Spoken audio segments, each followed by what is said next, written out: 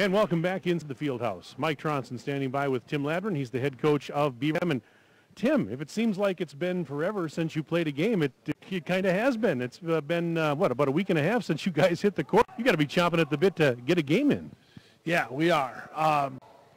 It's been interesting, you know. I mean, we spent some time that week, you know, preparing for the Forest, and then that got canceled. And then, you know, even as early as, you know, last night's practice, you know, there's all of a sudden this weather talk for today, and you know, the guys like, oh, come on, you know, like they're chopping at the bit to go. I think they're excited.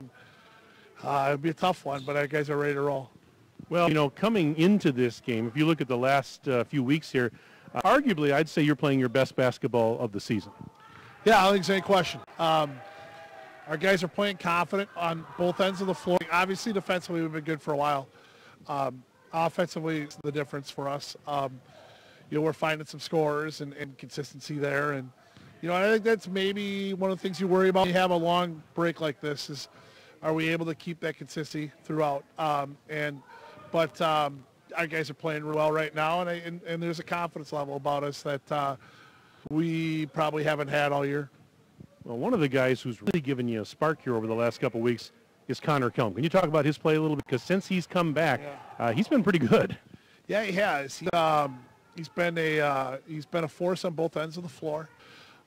He's tremendously athletic, but he's super competitive, and you know, and he tends to rise to the occasion against good teams. And so, yeah, he can score inside and out. He's afraid of a moment. And defensively, he can guard a guard. He can guard big, and he's tremendously athletic, and he's a more than willing rebounder, and that certainly helped us a lot too. So he's been a nice spark for us at the bench. He's played a lot of minutes for us as of late, and you know, he's becoming a guy that we're starting to lean on a little bit. Tonight it's Waunakee. You know, this has been a team that has you know, been a tough customer for. They've been causing you fits here the last couple of years. What do you have to do to be successful against them? Well, you know, last time they 12 or 13 from three in the first half against us, and you know, it's just something that you don't see very often. And watching the film this week from that game, yeah, I don't think we played terrible in that game. We turned them over 23 times. I think our pressure can give them some fits, but they're big and strong and athletic, and they do things the right way. They're willing to slow you down if they need to. They're playing a little bit of zone now too, which we have not seen a whole lot of zone this year, and so we're ready for that. And they're a good program. I mean, I always compare them to Wisconsin Lutheran in the Old 10. They're always going to be good. There's going to be years where they're going to be better than they are. You know, this year's probably a little bit down for them, but they're still big and athletic, and they always have tremendous size, and that. Obviously, that gives them problems. You know, our starters are big and strong, and we can handle that. But when we go to the bench, we still don't have, you know, I mean, Connor Kell's great off the bench, but he's 5'11". You know, we don't have a kid over 6 feet off our bench, and that tends to give us some problems at times.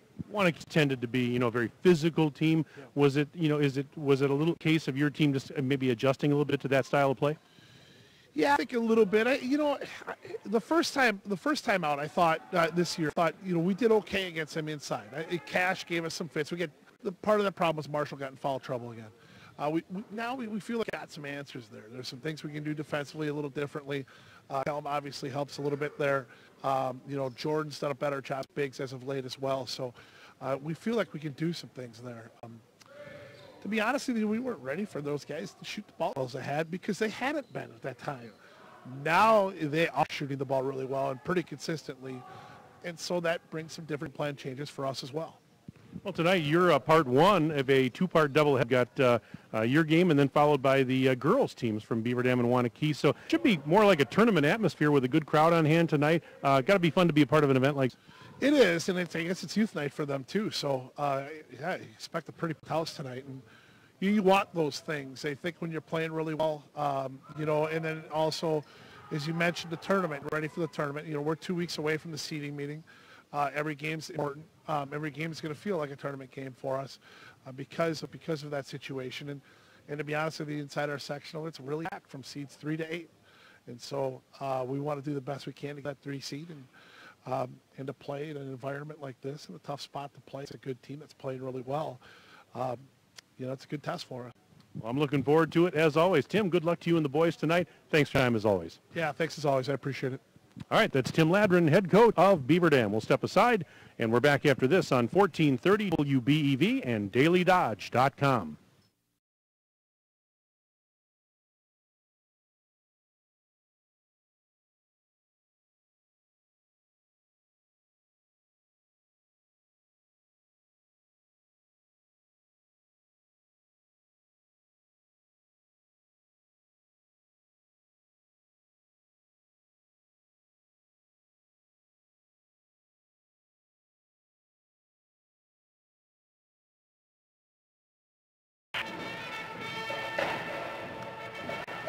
Welcome back to Waunakee High School. Mike Tronson, Kurt Callview. Time now for the starting lineups for our boys varsity basketball game. For Beaver Dam, the guards are Broden Boschert, a 6-foot junior, along with Cade Barron, 6'3" and a senior, and Nate Abel, a 5'11" sophomore. Forwards include Marshall Magali, a 6'6" senior, and Jordan Schwanke, a 6'4" senior. Again, the starters for Beaver Dam: Broden Boschert, Cade Farron, Nate Abel, Marshall Magali, and Jordan Schwanke. Starters for Waunakee tonight. The guards are Josh Block, a 6'1" senior, along with Will Knatz, a 6'1" senior, and Kate Fisher, a sophomore at 5'10". Forwards include Josh Cash, 6'5" senior, along with Caden Nelson, a sophomore at 6'3". So again, for the Warriors tonight, it is Josh Block, Will Knatz, Casey Fisher, Josh Cash, and Caden Nelson getting the start. So we will step aside for the national anthem, back for the opening tip after this on WB and DailyDodge.com.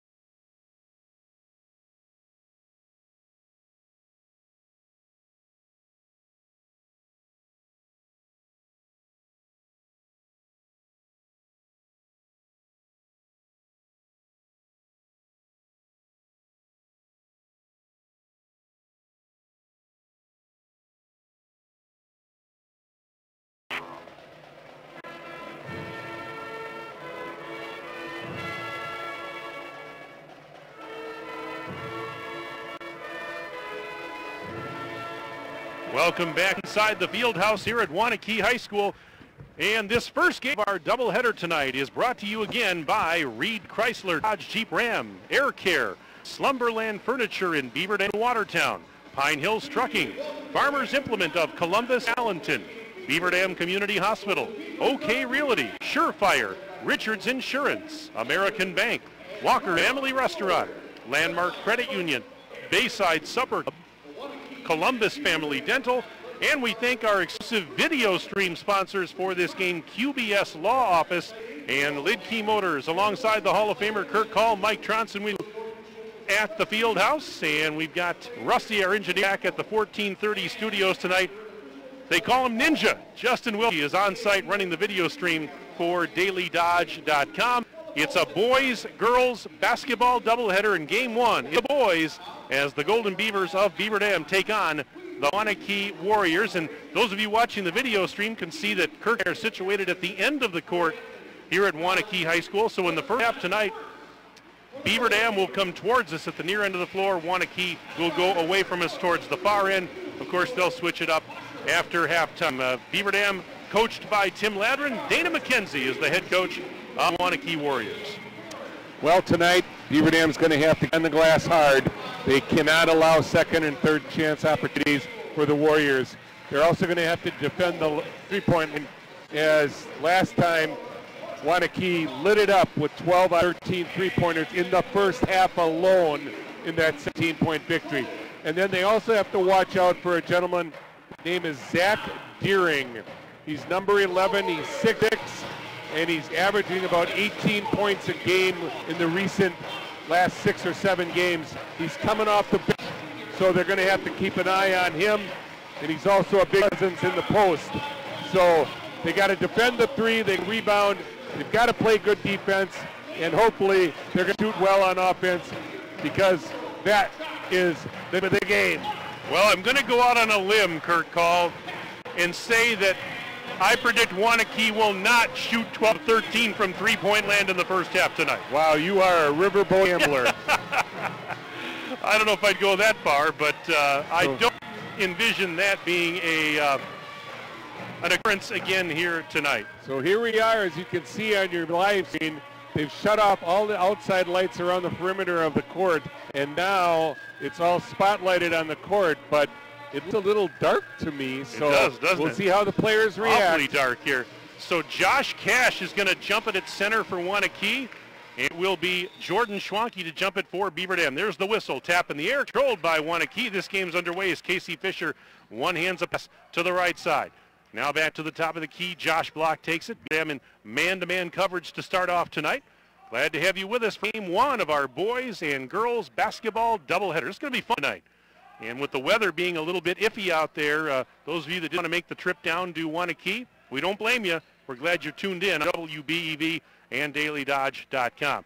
Very patient off there early for Waunakee as it's flipped to the right corner. Beaver Dam, as we said, in that man-to-man coverage. This is Block driving, bounce pass to the high left side, taken by Nelson. Feeds the corner now for Will Knatz. Switches up the dribble, picks it up, bounce taken there by Nelson. Nelson flips it off now for Block.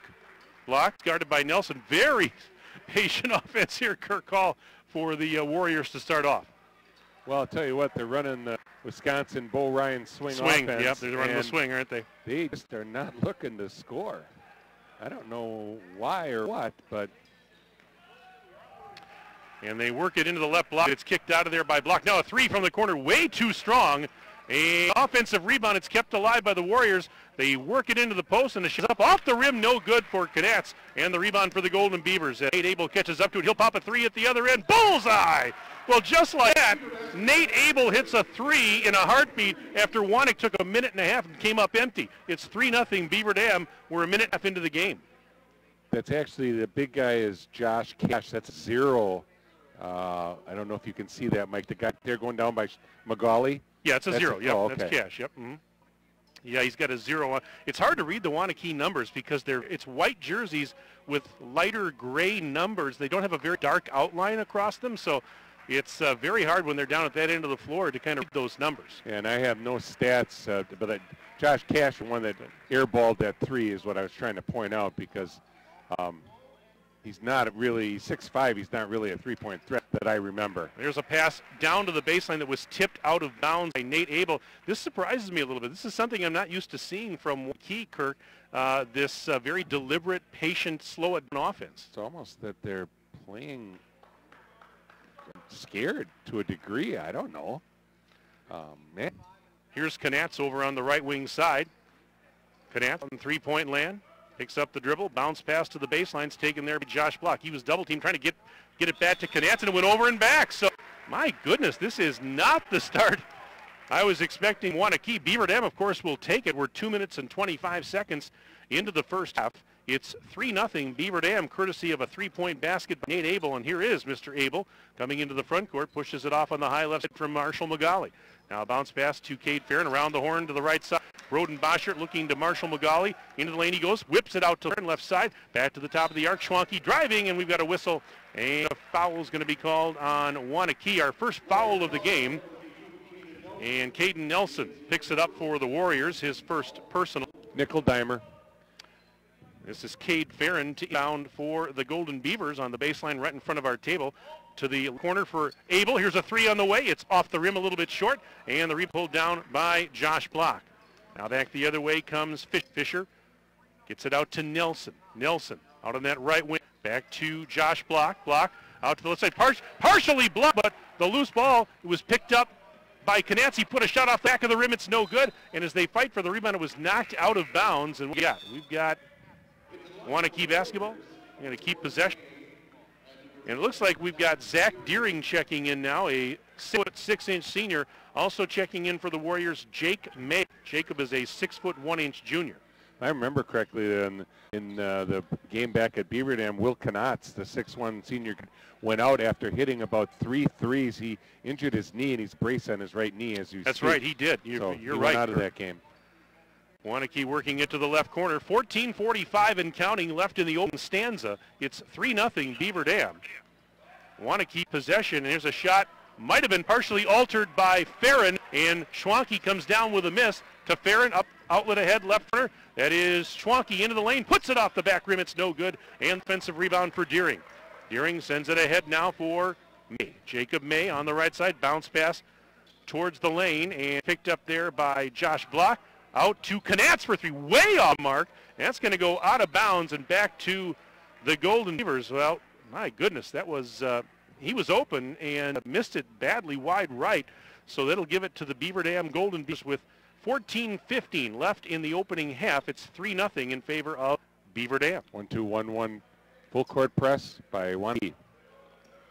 And this is Abel. Look out as he gets hammered over by the Waunakee bench. That was Jacob May knocked the ball out. Lighting's affecting Waunakee, but it's their home court, Mike. Well, they're used to this, right? Teasing. This is Get it. Magali. Out to Boschert for 3. It's off the rim, no good. And the rebound tipped to the free throw line. Finally grabbed there by May, and he'll give it to Nelson. So just the one field goal thus far. That was by Nabel, a 3-pointer. And we have now played about 4 minutes, 20 seconds of basketball. And one foul. Very clean, but a very deliberate offensive game, at least on the part of Waunakee, for sure. At least to this point.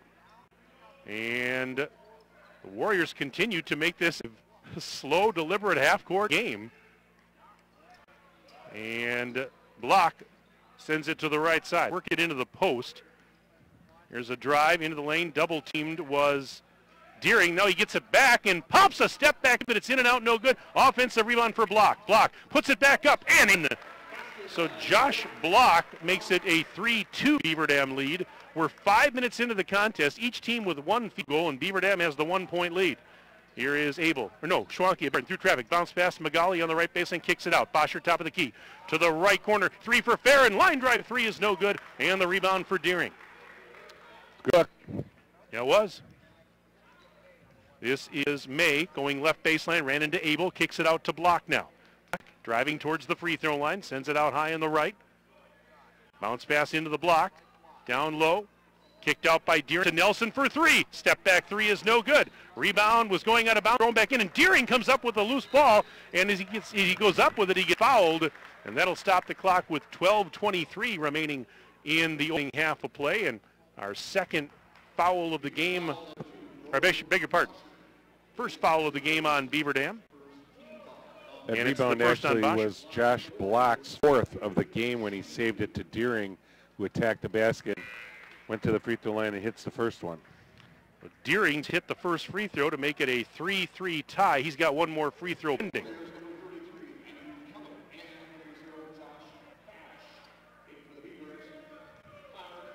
Sort of an uncharacteristic start to this game Yeah. that I didn't expect. Deering averaging 10 points a game, misses the second free throw. Magali tipped it to Farron. He's ahead to Abel. Now a pass in transition to Schwanke, falling out of bounds, but he saves it to his teammate Connor Kelm, who had just checked in. Drives and misses the layup on the right baseline, and the defensive rebound for Knotts. Yeah, Connor Kelm, 5'11" senior, now on the floor for the Golden Beavers. He's been a spark since coming back into the lineup here a couple of weeks ago. There's a layup, off rim, no good. Ball's out of bounds, last touch by the Warriors. It'll be Beaver Dam with possession, but first a timeout brought to you by Reed Chrysler Dodge Jeep Ram. Let our family take care of your family. We're back in 30 seconds. WBEV and DailyDodge.com.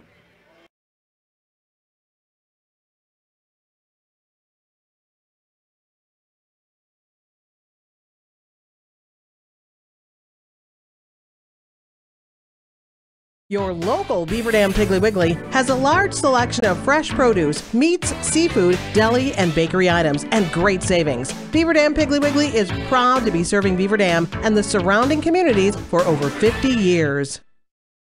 We just got our new Tempur-Pedics in. Oh my gosh, they feel so amazing. I can't even describe. If you're a warm sleeper, you lay down and it's like heaven. Honestly, a lot of people are very warm sleepers, so these new Tempur-Pedics are even cooler, if you can imagine, than the other models. Beaver Dam will inbound and full court pressure by the Warriors. This is Farron, left side. Long pass ahead into the corner. It's taken by Magali. Kicks it out. Farron back to the top of the key. Here is pushing it back to the left side. Going baseline is Farron. Ran into the defense there of Andrew Keller, who had also checked in for Waunakee. 6'5" freshman. Now from the right corner, it's no good for Farron. And the rebound pulled down by Jake May. Well, Waunakee unofficially right now has 9 rebounds to Beaver Dam's 3. Off balance in the lane, no good for Deering. Rebound pulled down by the Beavers. Here comes Farron. Into the front court, pushes it, right corner. Abel sends it back up for Schwanke. He sends it to Abel in the corner. He's going to drive baseline, runs into a double team, picks up dribble, sends it back up to Kelm, top of the arc. Kelm couldn't handle the pass. It was stolen by Deering and threw it away from his rear end. It's going to go out of bounds, and Beaver Dam's going to get it back. Well, so looked like Waunakee was going the other way, but Beaver Dam catches a break. As checking in now for Coach Tim Ladron is Max Clawitter, 5'10" senior. Here is Magali off the inbound to the free throw line, kicks it out high on the right. 3-pointers on the way. It is off the back, no good for Schwanke. And the rebound is pulled down by Ryan Johnson. He'll bring it ahead, across the timeline for the Warriors, pushes it out to the right sideline. Cross-court feed, left side. Deering takes it back. Deering off to the sideline now. And pushed back by Johnson to Keller. Gives it to Johnson again, high on the left. Tries to go down low, but sends it around the horn to the right side. There's Deering pushing it out to May. Pass into the post. We've got a whistle and contact. Connor Keller going to get the foul. He's got a mismatch. Unfortunately, he's 5'11", guarding a 6'4" senior, Ryan Johnson. And not a bad foul. Prevented an easy basket probably, as Waunakee's going to have to inbound under their own basket now. 10:27 remaining in the first half, and it's 3-3. Beaver Dam and Waunakee tie. That's not a misprint, folks. It's 3-3. And we played 7.5 minutes of basketball. There's a leaner on the baseline, no good. Offensive board, and it's a whistle. Let's see what we got here. Foul on the Golden Beavers. Schwanke picks up the foul.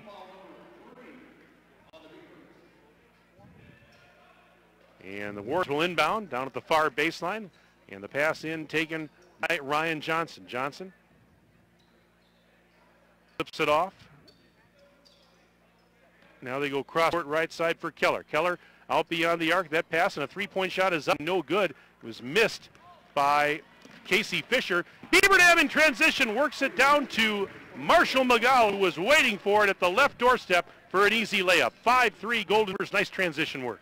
Jordan Schwanke with the little French pastry side to Magali. Under 10 minutes to play until intermission. 5-3. Beaver Dam leads Waunakee. Surprised that Will Knotts is sitting on the bench for so long. Yeah. I'm not sure what's going on. He's the leading Dana scorer. McKenzie's 5 feet out onto the court, Mike. We're seeing some strange stuff here, are we not? Yes, I'm shocked. I mean, we're not just talking about the style of the pace of the game, the style of the game, but yeah, just some other oddball stuff going on. Here's a ball knocked into the backcourt, but it's not an over and back as Fisher saves it. It was tipped across by the Golden Beavers. Now driving against Clawitter, brings it back across the midcourt stripe. Approaching the halfway point of this first half, it's 5-3. I'm not kidding you, folks. It's 5-3. The Golden Beavers lead the Warriors by 2.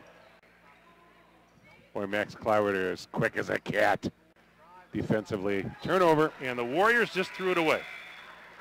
Well, you take 30, 40 seconds, and then that's what you get. Well, that's a couple times here, Kirk, where they've taken 40, 45 seconds or almost a minute and only to come up empty on a possession. So I'm miffed. This is something I would not have expected when I was driving down to anticipate how this game was going to go.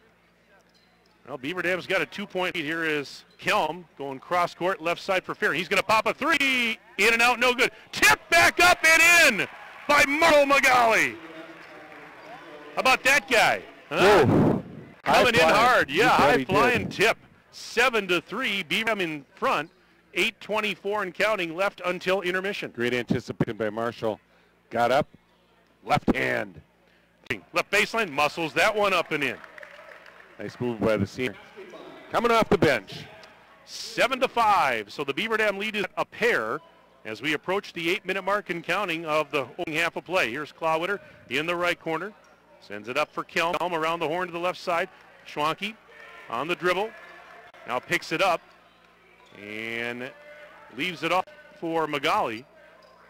Now they give it to Clawwitter. Clawwitter off a screen, working the high left side. Bounce pass down low to Kelm. Spin move. Kelm glass missed the shot. And the rebound pulled down by Johnson. Everything but the finish for Kelm. Spin to the tin, but didn't get it off the glass. My, gorgeous move. Was Spinorama there, but he couldn't finish. That full court pressure defense is not affecting Beaver Dam at all. They've only got one turnover in the game. We got a whistle as they were working it inside to Deering. Is that what it was called? I believe so. A couple of subs coming in. Jacob May returning for Waunakee. Broden Boschert returning for Waunakee. Okay, if Beaver Dam would be hitting their outside three-point shots, and if they'd have knocked down like half of them, they'd be probably having a 10-point lead here, folks. 7:27 and counting left until half. And I'm not talking about our engineer back at the station. Here is a shot up and in. Is that Deering? Nope, number 12. Oh, it's 12. Okay, so that's Casey Fisher. And I'm having trouble reading those numbers from a distance. They're so light. Nice to Kelm, right baseline, in for the layup.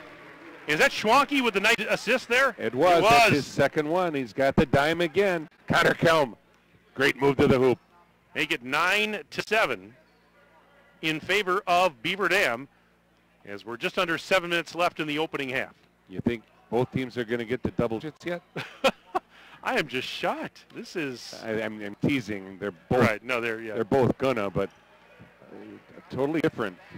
Here's a steal. Here comes Schwanke.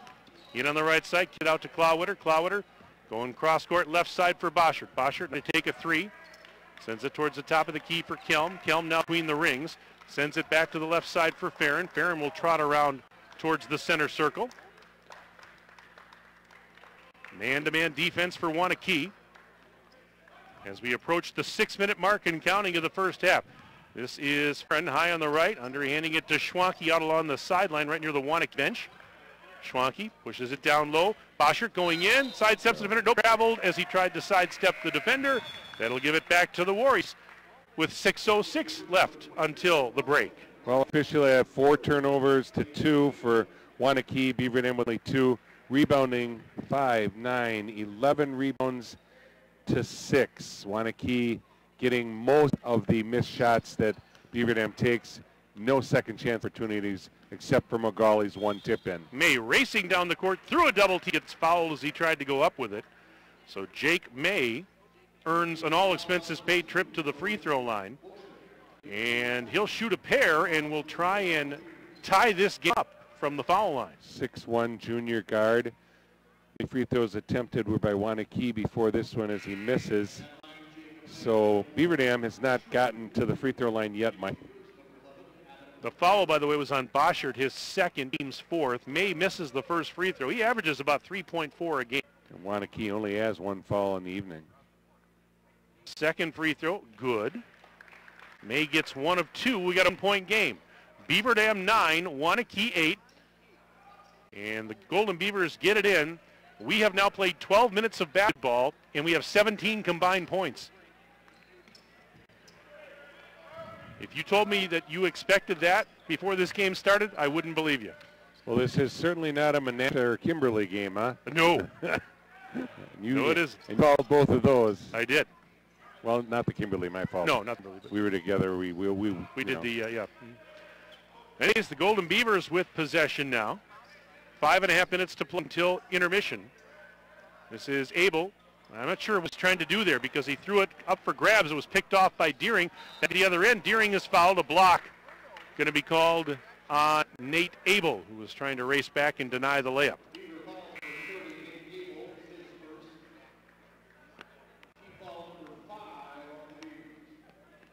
It's already the 5th foul on Beaver Dam. As Kirk mentioned a moment ago, there's only one thus far on Waunakee. And here's Deering at the line. First one way wide right. He missed that badly. As I mentioned, they don't have any stats other than points per game for on the Waunakee. So the girls are different. Later on in the girls game, they have them all, as a matter of fact. So we have a lot of information for you in the girls game coming up next. But here we go. Second free throw, no good. He missed them both. Rebound is going to be grabbed by Waunakee. Another offense, but then the pass was tipped and stolen anyways. So Beaver Dam's going to get it back, but the initial offensive rebound was for Waunakee. All right, out there for Beaver Dam now is Adam Bird, a 6-foot senior. Bird flips it to the left side. Now driving is Magali, and it'll be finger roll, Magali. Nice drive to the rack. Marshall, he's got 6 already, and it's 11-8. Beaver Dam by 3. Well, Josh Cash had the Linda Ronstadt move on him. Blue by 2 by Marshall Magali. There's a 3. Got it in the left corner. Josh Cash is money from three-point land. And now at the other end, driving Magali again. Just blows in on the right side for another layup. Magali's up to 8 points. 13-11. Beaver Dam leads with 4.5 minutes to play, and then a turnover by the Warriors. They threw it away. Here's Farron ahead now to Schwanke. Up the left wing side, Schwanke. Hesitation move, he's going to go baseline. He takes it to the corner. On the left side for 3, Abel. Yes! Nate Abel rattles home a 3-ball. That is his second triple of the half, and it's 16-11. Golden Beavers have opened 5-point lead with 4:08 to go in the half. And I got Jordan Schwanke with assists already. Great job seeing the floor. Knocking it down, Abel from the long range. Got to like the way Beaver Dam's bigs are playing early in this game, Kirk. Absolutely. Schwanke and Magali taking control. All right, this is Knatz to the right side. There's a drive on the baseline, leaner, and it's up and in for Josh Cash. Cash to heat up. He's got 5 points now, 16-13. Beaver still up by a triple. 3:39 to go first half. Burke to a cutting Magali and Magali in on the right side. Deering tried to take a charge, but not going to get the call, and Magali now is up to 10 points. It's 18-13, Beaver Dam. Here's a 3 from the corner. It's no good. Rebound. We're going the other way. Deering missed 3, and we've got a foul on Waunakee from behind as Beaver Dam was steering the rebound. Was that Magali that was getting the rebound? I think it was. Yeah, he pushed off Josh Cash. Yep. So, here's Schwanke at the far end to throw it in for the Golden Beavers, who lead by 5. They get it in, but immediately double-teamed to Spare, and he's in trouble down there looking for help. And 30-second timeout. Beaver Dam brought to you by Reed Chrysler Dodge Jeep Ram. Let our family take care of your family. Back in 30 seconds, WBEV and DailyDodge.com.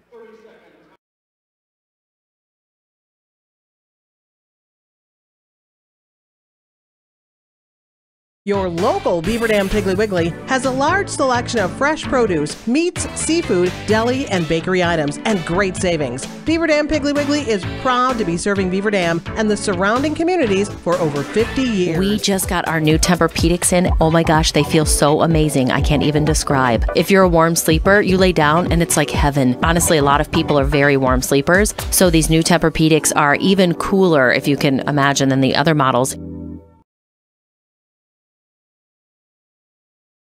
It's game 1 of our boys and girls basketball doubleheader tonight. Right now we're approaching halftime of the boys game. 3-2 left in the opening stanza. It's 18-13 Beaver Dam top of Waunakee. Later tonight, the girls teams from these two schools will do battle about 15 minutes after the conclusion of this one. Got that one for you too. This is Farron for the Golden Beavers. He's up high in the left, driving, underhands it now to Schwanke, and Schwanke tried to pivot and is called for a traveling violation. 6 turnovers for Waunakee, 4 for Beaver. Still 5-point lead for the visitors. Beaver Dam 18, Waunakee 13. And this is Cash giving it to May, kicks it out right of the circle. Here's a 3 on the way. It is off him, no good. And as they fight for the rebound, it went out of bounds. Got a whistle. Knatz took the shot. He missed. I think they're going to kill him. And I'm wondering, they're... Hang a minute. Who are they getting? No, they got him Bird. right. Adam Bird picked up the foul. That's his first, the team's sixth. Beaver Dam's next foul puts Waunakee in the bonus. We have 2:42 and count left until intermission. I know they got tangled up, but I didn't see it. There's a leaner, no good for catch. Rebound pulled down by Farron. Throws it ahead to Schwanke in transition. Going in, right side up. Counted and one! Oh, they burned Waunakee with the fast break again. And this time, Schwanke with a chance for an old-fashioned three-point play. Boy, he just exploded. I mean, it took him maybe one dribble from the top of the key all the way to the rim. Great move by Schwanke. Free throw is no good, and the rebound for Josh Block. But it is 20-13. Beaver Dam 7 now. 2:23 and counting left in the first half. Well, in 4 minutes, they scored 11 points. 3 on the way from the right side. Oh, it wraps home. Will Knatz. So Knatz hits the three ball, his first bucket, 20-16. Beaver Dam up 4. In the right corner, Farron gives it to Schwanke. Schwanke leaving it off for Abel. Up, Abel had it knocked away. They fight for the loose ball. And by Knatz and a timeout for Waunakee. Brought to you by Reed Chrysler Dodge Jeep. Let our family take care of your family. Back in 30 seconds on WBV and DailyDodge.com.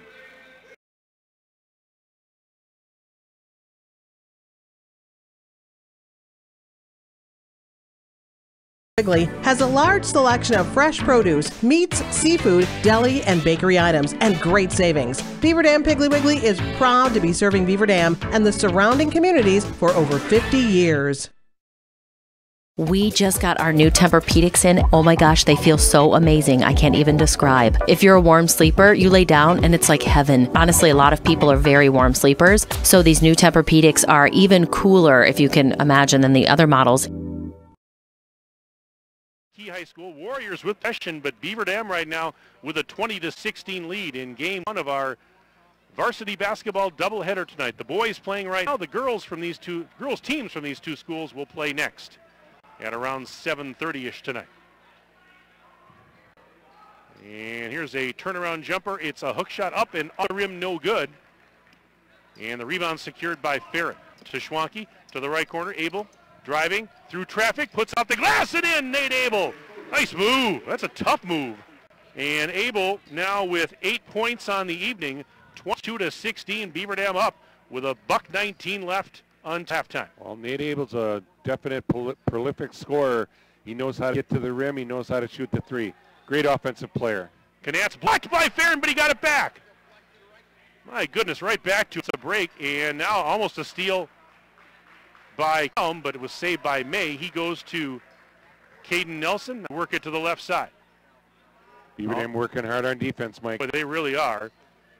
From the left side, that is Keller sending it cross court, right corner for Knatz. Bounce pass into the block. Shot is up, good for Block, and the rebound is secured by Magali. Flips it ahead. Kelm, left corner pass. There's Abel for three, rainbow three. It's off the no good. And the rebound this time caromed out to Block. He throws it ahead on the bounce pass. Driving in is Keller. Shot is up, in and out, no good. Rebound tipped a couple of times. They're still fighting for it. Out of bounds it goes, and it's going back to the Golden Beavers. Last touch by the Warriors. 29 seconds remaining until they blow the horn, and it's 22-16. Beaver Dam leading Waunakee. Josh Block with 6 of the 13 rebounds for the Warriors. Magali and Farron both with 4. That's 8 out of the 9 rebounds for Beaver Dam. So Beaver Dam inbounding underneath their own bench baseline. They've got to come all the way on our way. 28.3 seconds left, 6-point lead. Abel takes the inbounds feet, trying to get away from the defender. He does. Sit across to the right side. Kelm out to Farron now just inside the timeline. 18 seconds left in the half, and they want to go for the last shot, don't they, Kirk? Yes, they do. Coach Ladrin, he's setting up a play, and I'm sure they know what they're going to do. It's going to be the high pick and roll, rubbing off a screen. 6 seconds left in the half. 5, 4, Kelm, 3. He'll pop a three. It's off the back rim. No rebound for the Warriors. Jacob May, and that'll do it as the horn sounds in the first half here at Waunakee High School.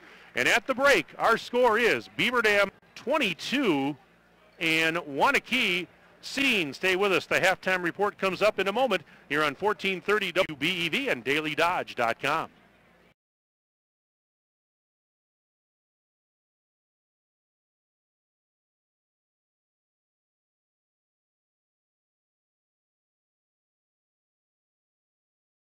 Your local Beaver Dam Piggly Wiggly has a large selection of fresh produce, meats, seafood, deli, and bakery items, and great savings. Beaver Dam Piggly Wiggly is proud to be serving Beaver Dam and the surrounding communities for over 50 years. We just got our new Tempur-Pedics in. Oh my gosh, they feel so amazing. I can't even describe. If you're a warm sleeper, you lay down and it's like heaven. Honestly, a lot of people are very warm sleepers. So these new Tempur-Pedics are even cooler, if you can imagine, than the other models.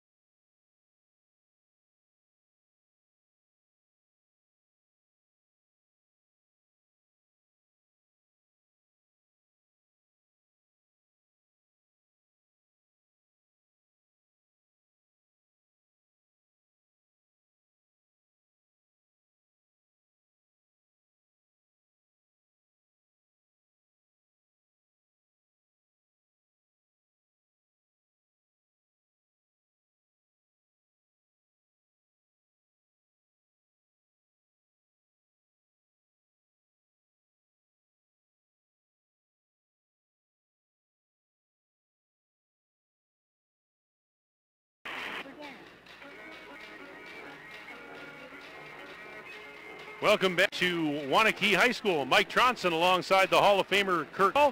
We are at halftime of this boys varsity basketball matchup. And at the break, it is Beaver Dam in front of Waunakee 22-16. And our video stream sponsors for tonight's boys basketball game, we'd like to thank QBS Law Office and Lidkey Motors. We also want to thank our other fine partners that made this broadcast possible. Reed Chrysler Dodge Jeep Ram, Air Care, Slumberland Furniture in Beaver Dam and Watertown, Pine Hills Trucking, Farmers Implement of Columbus and Allenton, Beaver Dam Community Hospital, OK Realty, Surefire, Richards Insurance, American Bank, Walker's Family Restaurant, Landmark Credit Union, Bayside Supper Club, and Columbus Dental. 6-point lead for Beaver Dam at the break. Kurt, let's take a look at some of the first half numbers. Well, rebounding, Waunakee has 14, led by Josh Black with 6. Beaver Dam has 9. McGauley, Farron, both with 4. 4 turnovers for Beaver Dam, 6 for Waunakee. Waunakee is 2 for 6 from the charity stripe, while Beaver Dam is only 0 for 1. 2 steals that I have marked down. 22-16 here at Waunakee High School. Boys lead. Let's take a look at the first half individual scoring for you. For Beaver Dam, how about Marco Magali? He leads the Golden Beavers, and he leads all scorers in the game with 10. Nate Abel with a great first half. He had 8 points, including 2 3-point baskets. Jordan Schwanke was good for 2. Connor Kelm also with 2 for the Golden Beavers. Meanwhile, for Waunakee, Josh Cash was good for 5, including 1 from beyond the arc. 3 points for Will Kutz, he had a triple. Another 3 points for Zach Deering. Josh Block and Casey Fisher with 2 points each, and Jacob May chip free throw. He finished the half with 1. So here are halftime score, 22-16. Beaver Dam leads Waunakee. Back after this. WBEV and DailyDodge.com.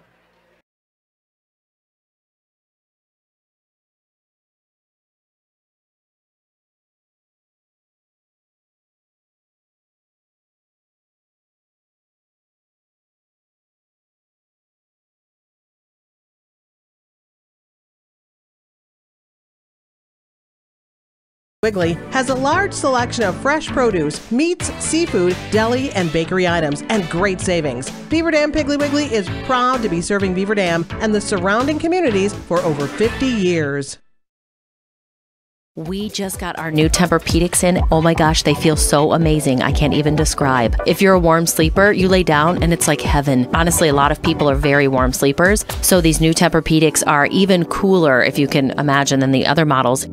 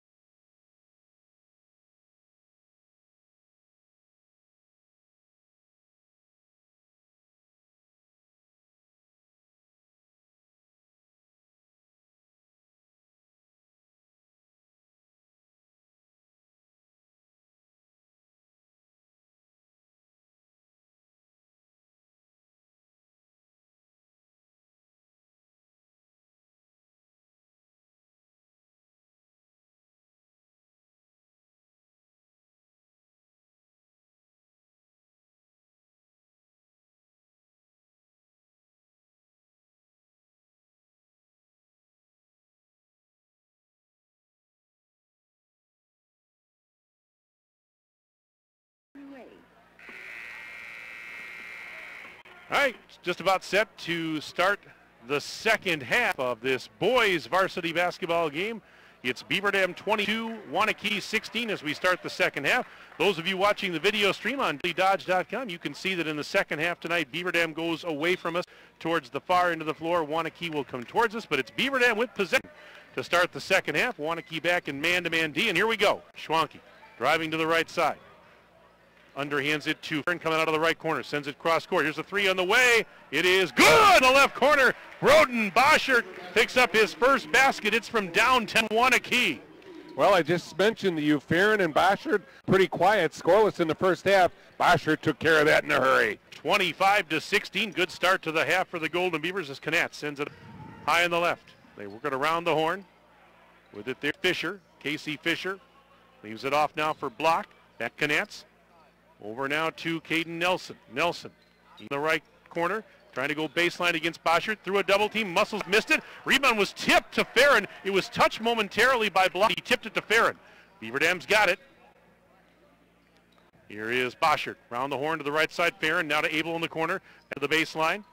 Pass taken there by Schwanke. Gives it to Abel. He's going to drive. Puts one up. No good, but I know they're going to get an offensive. All right. Offensive foul on the Golden Beavers. 1 minute on by second half, and it's a 9-point Beaver Dam lead, 25-16. But again, we're only a minute into the half, so a long way to go. This one.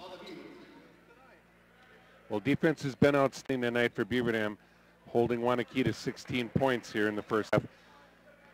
Boschert with the three gives them a 9-point lead. Drive and Block missed it off the rim. It was tipped up and in. That was Cat. Well, he's cashing in on a rebound.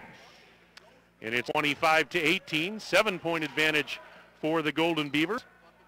A minute and 24 seconds gone by in second stanza. You know, talking about the defense, Kirk, Beaver Dam has played really defense pretty much all year long. And it's the offense that has been, inconsistent. It's been up and down at times. But the defense really has allowed them to stay in these games, even the ones that they haven't, that they haven't gotten the W's. They've been in these games and had chances to win. Farron for three, look at that. Cade Farron from downtown, and it's 28-18. Beaver Dam's opened up a 10-point lead. We're about 2 minutes into the second half. Well, there's the two guys who didn't score in the first half open up with three-pointers each.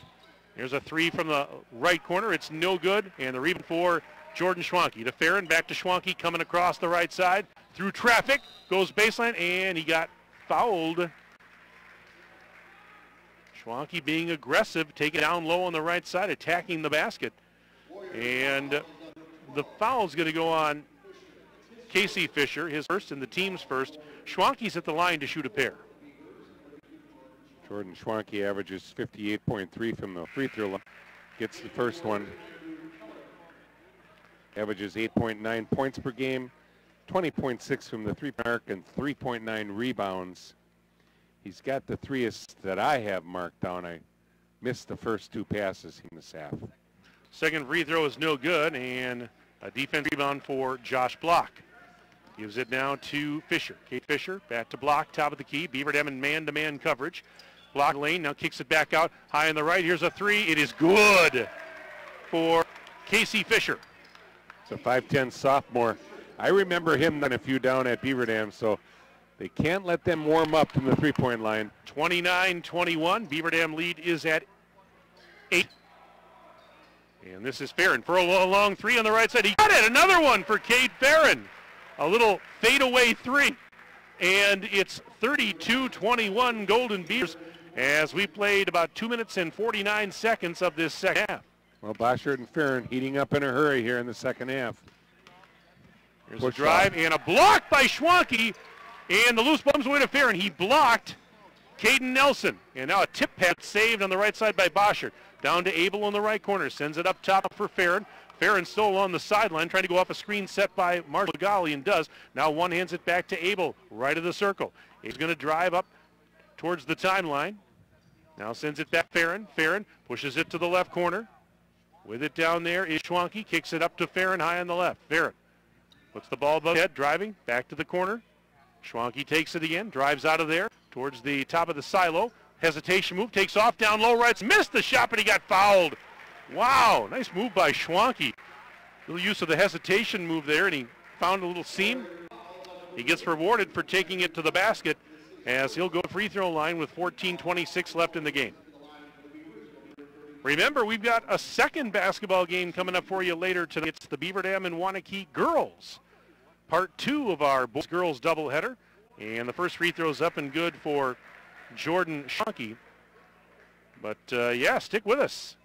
That will come your way at around 7:30ish is when they'll tip that off.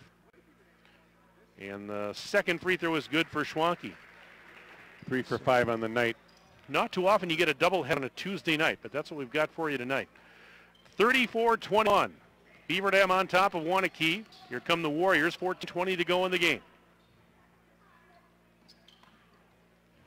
And this is Knatz. He's at the arc, guarded there by Farron.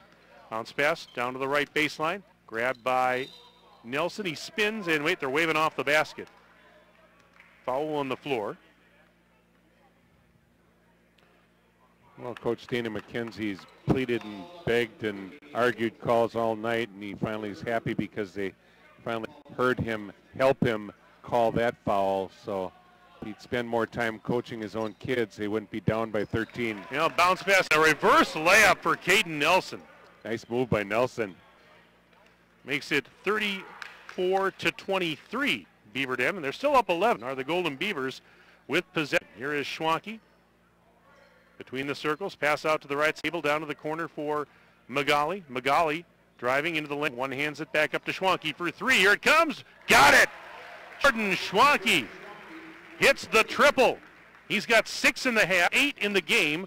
37-23 Beaver Dam. There's a drive and a whistle as Farron is going to pick up a foul on the Knatz drive. Knatz will go to the free throw line. For Farron, it's his first personal and the third team foul of the half for the Golden Beavers, who lead it at the moment by 14. Knatz is their leading scorer. He's a 6'1" senior guard. Misses the first free throw, but he averages 12.2 a game. As I mentioned in the first game at Beaver Dam, he was hotter than hot from the three-point arc till he injured his knee. He's wearing a black brace. Maybe you can either see, or those of you listening on the radio, he has a knee brace. Second free throw is good. I'll tell you what, he missed that first one badly, well short. And it's going to go back to what we talked about at the beginning of the broadcast, Kirk. Neither of these teams have played in almost 2 weeks, and Waunakee tonight really has shown some rust. They've missed some shots, you know, just they've been way off the mark on a bunch of their shots. Yeah, and that's not what we're used to seeing out of them. No, and even in the way it started out, with them coming out and running more than a minute off the clock, just patient swing offense, not even looking to attack the basket. And then about halfway, maybe with 6 minutes left, teams started warming up a little bit, and now they're pretty much back to normal, I think. Here's a drive, and underhanded shot up and in for Josh Block. Well, he only averages 4.7 a game, but he's a hard worker, and he's got 6 rebounds tonight, so he's a very athletic player, and he showed it there. 37-26, Farron for 3. He's got another one. Clapping his hands too. He's heating up. Timeout full. Tim Ladrin. Brought to you by Chrysler Dodge Jeep Ram. Let our family take care of your family. Back in 1 minute on 430 WBEV and DailyDodge.com.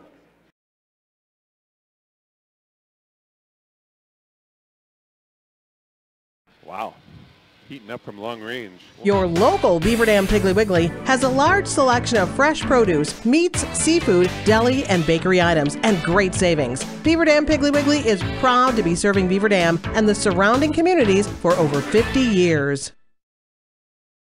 We just got our new Tempur-Pedics in. Oh my gosh, they feel so amazing. I can't even describe. If you're a warm sleeper, you lay down and it's like heaven. Honestly, a lot of people are very warm sleepers. So these new Tempur-Pedics are even cooler, if you can imagine, than the other models.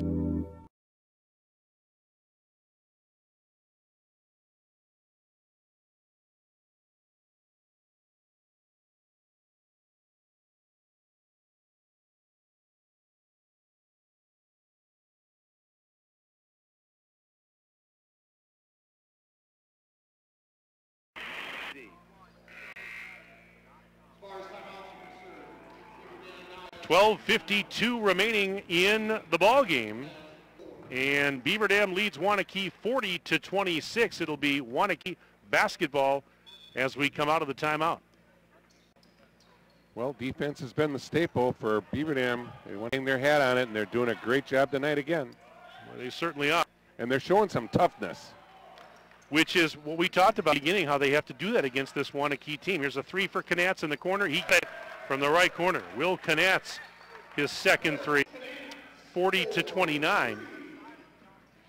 Here's a drive, Kelm, to a cutting Magali, who wouldn't handle the pass, and it was stolen by Caden Nelson. Still an 11-point lead. You made a good point in our pregame tonight, Kirk, that, you know, Waunakee, here's a drive by Knatz, and it's over him too strong.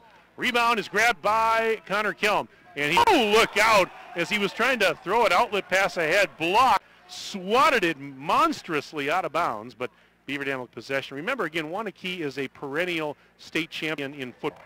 And a lot of these kids that play on the basketball team play football. They're very strong, they're very athletic, they're very physical. In tonight, Beaver Dam has finally matched the intensity and you know, has shown that they can deal with the physical style of play, and that's they're up by 11 points. And that's a sense of urgency on Coach Ladner and his staff, and they've done an outstanding job toughening these kids up. I'm not saying they were soft, but they've really stepped up their intensity, tenaciousness, and they're playing through contact. Schwanke for three. Bullseye! Wow. Jordan Schwanke hits his second three. This is the sixth three-point basket by the Golden Beavers in the second half, and they lead it 43-29 with just 11 and a half minutes left in the contest. Kendrick Jimenez in the game, number 4, but boy, are they lighting it up from three-point range. Woo. Jimenez, a 5'10 senior, seeing his first action of the night. Nice to see him. Bounce pass into the block. Here's a spin, and a jumper is up off the rim. No good. Tip back up, count it, and one. And that was Andrew Keller, who tipped up the miss and got fouled in the process, so he's got a chance for a three-point play. Well, he's a 6'5 freshman, diaper dandy, and boy, he was above the rim at the right place at the right time. Cuts the lead to 12 with 11:13 left here in Waunakee. 40-31, Beaver Dam leads. Mike Tronson on the call tonight. Keller hits the free throw. Best in the state. That's awfully nice of you to say that. You shouldn't lie, though, Kurt. You really. I don't lie. My parents never taught me to lie. I tease, but I don't lie. You are the greatest. The golden throat. Here is Magali missing the shot. Got his own rebound. Kicks it out. Here's Kelm. To Schwanke. Passes up a three. Drives inside the bubble. Now back out. Now hesitation move. Spins to the baseline. Lost it on the spin move. It's loose and up by the Warriors.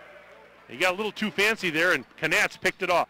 Now Knatz has it knocked away from behind, and Magali has it. Who got the hand? Was that Schwanke? Couldn't see, but I was writing down it's the third turnover for Beaver Dam. First one for Waunakee in the second half. Not again. Three from the corner. Schwanke off the rim, no good. Almost. And this time the rebound secured by Jacob May. May gives it to Josh Block. Block back to May near the top of the key. He's guarded by Jimenez. He's going to go down low on the right side layup. Oh, they're going to count it, and one. Wow, did he go down fast? This blew by Jimenez and went in for the layup and then got fouled by Kelm. That was impressive. I mean, he turned on the afterburners, did Jacob May. Yeah, it was a hard move. They've cut it under double digits now, and they're also the bonus at 10:21 left in the half. They'll be shoot free throws on every common foul. Free throw is good. Down to an 8 lead.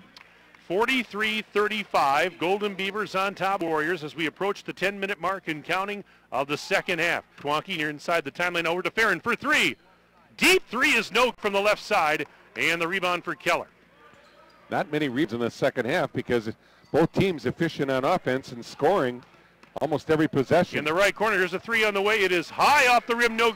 Elevating for the rebound is Magali off the miss by Caden Nelson. Now Farron pushes it to Magali, left elbow spinning, underhands it to the corner. There's Jimenez with it. He'll come out of the corner. Now up high on the left, Kendrick Jimenez trying to set up some offense. He's just inside the timeline. Bounce pass back to the left side, Farron. Farron going to go baseline with it. Bounce pass back to Jimenez up top. Jimenez one-hands it cross court.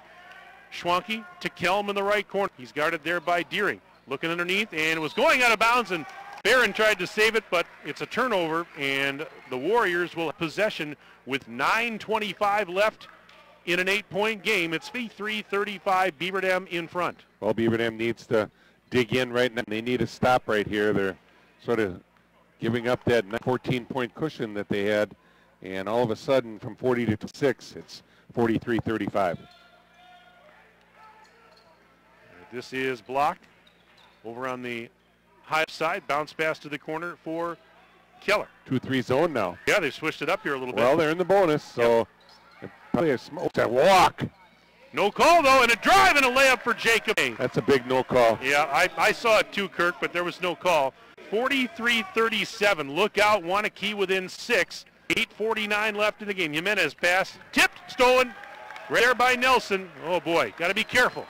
Well, got to protect the rock. Tim's only got timeouts left in the second half. Deering floating one up. Got it from the right side. Deering scores 43-39. It's a 4-point period, and they throw it away. It's a steal by Nelson going in off the glass right side. No good. Rebound as they fight for it. We've got a foul on the Warriors, and this is going back the other way. But boy, does Waunakee have the momentum back or what? Without a doubt, and right there he had a point-blank shot where he pushed off the defender, didn't get the call on the offensive foul push-off, but he didn't finish the shot. Jacob May, 6'1" junior, got away with one, but he obviously didn't best it to cut it to 2. 8:26 left here at Waunakee High School. Beaver Dam lead 43-39.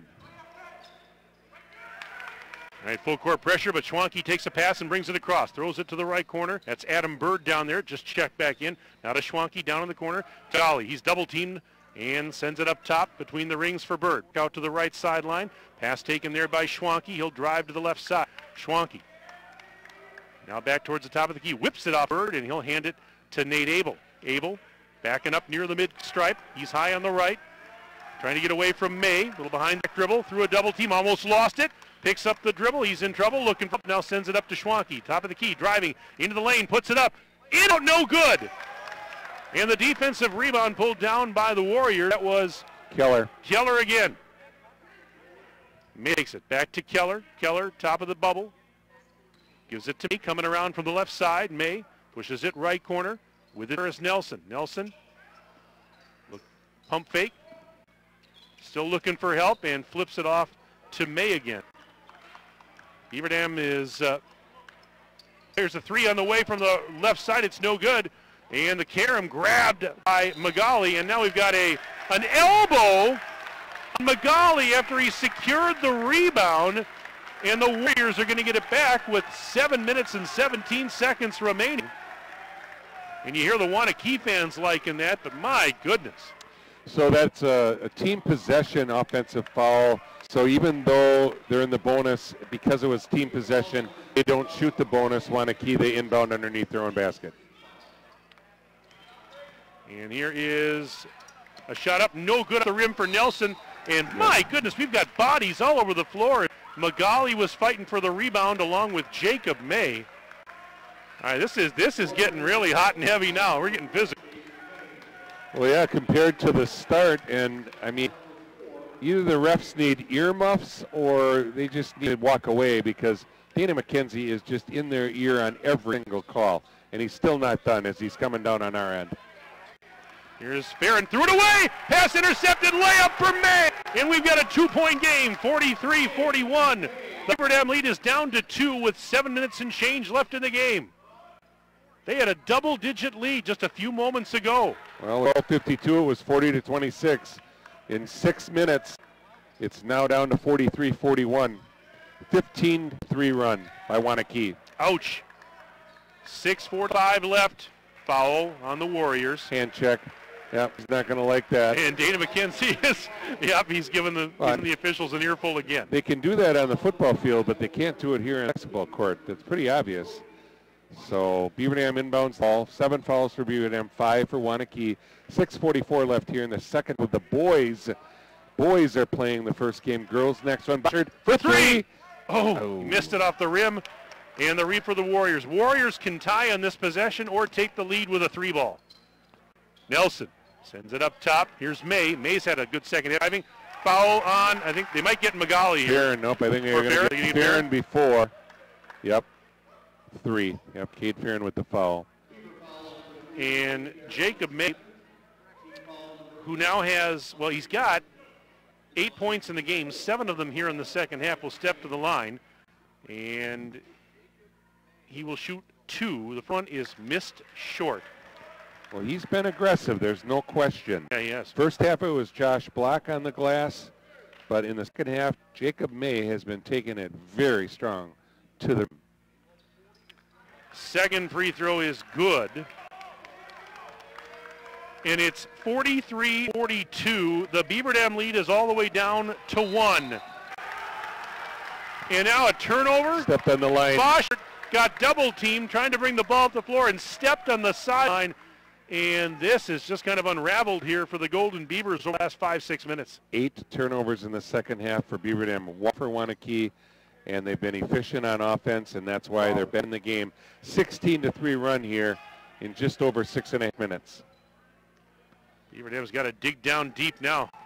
Well, right now, senior leadership or somebody's got to take over and make a play. And it's going to take the defensive end right here. All right, here is Nelson. Caden Nelson, bounce pass into the right block for Keller. Keller through a double team, puts it up over the rim, no good, and the rebound for Schwanke. That was a freshman mistake. And then Schwanke called for travel as he tried to throw the outlet pass ahead. My, oh my. This is just something else. What a turn of events, folks. Yeah, they had only 4 turnovers in the first half to Waunakee 6, but boy, the second half here, they've sort of been a little careless with the basketball with 9 turnovers. Squandered a 14-point lead. In Waunakee, for whatever reason, they were not very sharp in the first. They have awoken from their slumber here in the second half. Deering misses a shot. Look at his going in for an offensive rebound was Keller, and he leaped and then didn't get his hand on it, but he hit the deck because he got fouled. It's going to be the 9th team foul, so it'll still be a bonus. 1-1 for Keller. Averages 6.2 points a game for the diaper dandy. He's a freshman. And in comes with an energy, Connor Kelm. He's averaging 10.2 points a game now that he's back. 5'11 senior, number 54. But Andrew Keller here, chance to tie with the first one. Keller averaging 6.2 a game. First free throw, front end of the bonus is good. So Keller ties the game at 43 apiece. 5:44 remaining, and now here comes the second. And this give Waunakee its first lead in quite some time.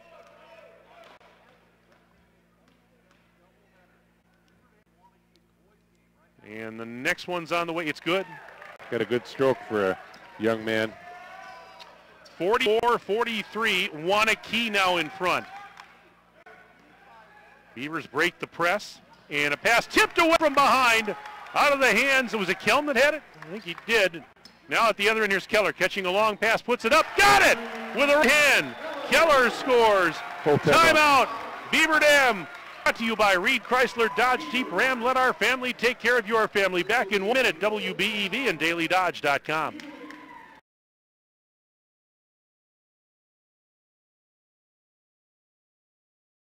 Your local Beaver Dam Piggly Wiggly has a large selection of fresh produce, meats, seafood, deli, and bakery items, and great savings. Beaver Dam Piggly Wiggly is proud to be serving Beaver Dam and the surrounding communities for over 50 years.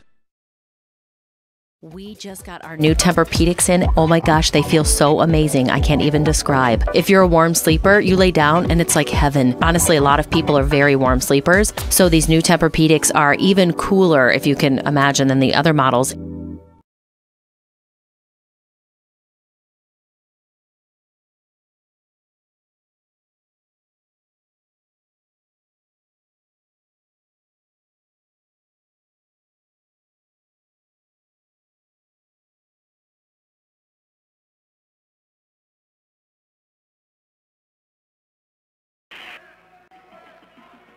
Well, fasten your seatbelts, folks. Game 1 of our doubleheader going down to the wire, 46-43.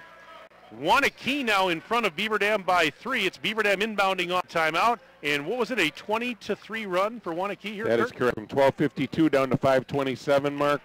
20-3 run by Waunakee. They now have a 3-point lead after a 14-point deficit. Yeah, because it was 40-26. Beaver Dam before the run started. And a missed shot, rebound pulled down by Caden Nelson. Throws it ahead. Here's Keller faking a 3 in the right corner. Back to Nelson up top.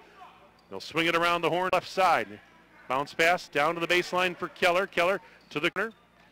Driving and kicking it out. It's traveling violation called Fisher as he tried to put on the brakes and send it out to the right side. So that's a break there for the Golden Beavers. 4:50 remaining in the game. Still a one-possession game. The bad news is a 20-3 run for Waunakee. The good news is Beaver Dam still within one possession as the ball was knocked out of bounds by the Warriors, and Beaver Dam will keep possession, but it was a heck of an effort by Nelson to try and come up with a turnover. Yeah, they're turning up the pressure. They're squeezing a little bit here and really getting a little more physical and aggressive on defense, which they had to do back in the game, and it worked. Here's Farron. Farron up near the top of the silo, drive right, hesitation move down to the baseline, bounce pass weak side, kicked out to Kelm by Abel. Kelm muscling in, layup is no good, but a foul. Oh, that was halfway down and it popped out, but Connor Kelm gets rewarded for his aggressiveness, and he will head to the chair stripe to try and pull the Beavers within one. He's been pretty quiet tonight, Mike. Only the two, and that was in the first half. In the first half, so. Ouch, misses the first free throw. It's all right, another one here. 52.6 from the free throw line, 33% from the three-point line, averages 4 rebounds, 10.2 points a game. Big addition since he's been back. Second one, good. All right, 2-point, 46-44. Warriors with possession and a point lead, 4:24 and counting left in this thriller. It wasn't very close about 8 minutes ago, but it's close now. And looks like it's going to go into the wire. Probably a little closer than either of these coaches would want, but for you fans, there's a steal, pass. Not sure what was going on there. A little indecision. Yep. Correct. Indecisive, I think. Yep. So here is Farron handing it to Abel. He's up high on the right. Nate Abel. Abel tonight had a fast start, but he hasn't scored here in the second half. Until now, as he puts it high off the glass. And we've got a tie ball game. 46-46. Back to even with 3:37 to go. Well, that was that play by Ladrin for the super There's soft. a steal. Magali tipped it to Abel. Ahead now to Schwanke. Back to a Cuddy Magali for a layup. BM has the lead again at 48-46. 3:24 to go. Back and forth we go now all of a sudden. This is, I tell you, this is entertaining for sure. And you know what, folks? If you like this, we've got a second basketball game for you next, as the Beaver Dam and Waunakee Varsity girls teams will do battle. We'll have that game for you as part 2 of our doubleheader. We had kickball, I believe. They blew the whistle with 3:04 left in the second half of this boys game. A Tuesday night doubleheader, and fans are getting their money's worth in the first game here, Kirk. They certainly are. May to the inbounds lob. He's guarded by Abel. Sends it back between the rings now for Bach. He directs traffic from there, sends it out to the left side. Knatz, bounce pass down to Keller. Keller spinning, and he is fouled by Farron, and I thought Farron got ball initially, but no, they call him for a foul. Well, he did originally have ball, and I think it slid down a little bit to the wrist, and he's 6'5", Cade's about 6'3", and that's the reason why it slid down on his wrist. So he's a freshman. He's 3 for 3 from the line so far this half. First one is good for Keller. Keller now with 8 points all in the half, 4 of them from the free throw line, and that makes it a 1-point game. Now he can tie it with this free throw. Second free throw is good, and we're tied again, 48-48. 2:53 left to play. Left side in the backcourt, sends it across to the right side for Farron, to Kelm, back to Farron for a deep three. Yes! Oh my! That is a deep triple, the 4th of the half for Farron, and it's 51-48 for Dam, 2:35 to go in the game. Locked, loaded, ready. One dribble into the three-pointer, and he nailed it. That was the A-range three. And now we've got a foul at the other end. Let's see. They're going to get Kelm here. Referees discuss it. They're huddling. Yeah, this might not go well. Beaver Dam. Waunakee, the bench is up and clapping in the student section too, trying to encourage the officials to make a call against the Golden Beavers. They're still discussing. I would hope that they don't do anything. It's not like college where you can go. Fouls on 44. It's Kelm. And technical foul. Oh, wow. And now Tim is mad. If you don't call the technical foul right away, why are you calling it now? So a personal foul and a technical foul with 2:29 remaining. Yeah, no, obviously Tim is not happy.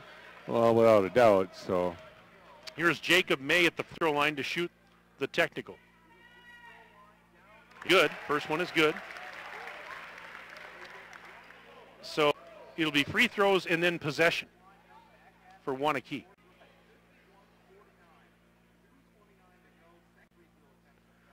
Another one coming up for May here. It's a 2-point right now. Trying to make it a 1-point contest. Second free throw is off the back of the rim, no good. So he gets 1 of 2. And now, so that was the technical, right? Now this is for the, or was that the personal? That was the personal foul. Now they'll shoot the technical? Okay. Now they shoot the technical. All right.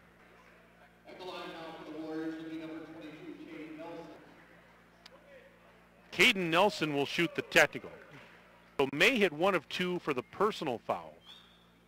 And the first free throw is up and good for Caden Nelson.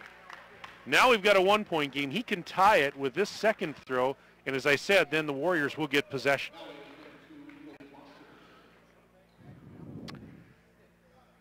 All this with 2:29 remaining in the game. And he got it. Tie ball game, 51 apiece, and it'll be Waunakee basketball. And possession, that's the critical. Not only did they make the 2 free throws to tie the game, now that the ball, so the technical foul. Well, the 2 fouls, so they 3 out of the 4 free throws, right, and now possession. Could hurt. Absolutely. And I mean, it could be 51-49 now Beaver Dam ball. What it should be. This is Nelson. Without the technical. Nelson, he's on the high right side, now driving towards the top of the key. Off green, little hesitation move, works it over to the left. Now cross feed back to May and feeds Keller. Keller on the elbow. Right side, not going to take a 3. He's kind of directing traffic as he sends it back to Nelson. Now over to May. May in 3-point land, sends it between the rings for Nelson. That's offensive. That's a foul. good call. Excellent That's a great call. And Dana McKinney is not happy as that he knocked is a over great Foster. call. But it is. We it's saw right it in front of us. Right in front of him. Yep. I agree, Kirk. And anybody that's watching on there could see it. That's a great call. And he's out on the floor, folks. He should be right on your screen. He's 5 or 6 feet out on the floor. I don't know. 1 minute and 56 seconds left in this game. What haven't we seen in this game? No. This has been something else. And now foul. Farron gets fouled. Double teamed and fouled as he took the inbounds pass. May and Keller were both there. May picks up the foul. And we've got a whole nother basketball game for you after this one. So we're not even close to being done with our Tuesday night fun. This is game 1 of our twin bill. The Beaver Dam and Waunakee girls do next. Well, and Farron is 82.6% free throw line. He hasn't been there tonight yet. He's got a bonus. So as percentages would go, sure enough. Free throw in out, no good for Farron. Darn, got to make those. All right, still a tie ball game with 1 minute 49 and counting left in, dare I say it, regulation. I said it. I didn't want to, but I did. Here is Nelson. Nelson directing traffic.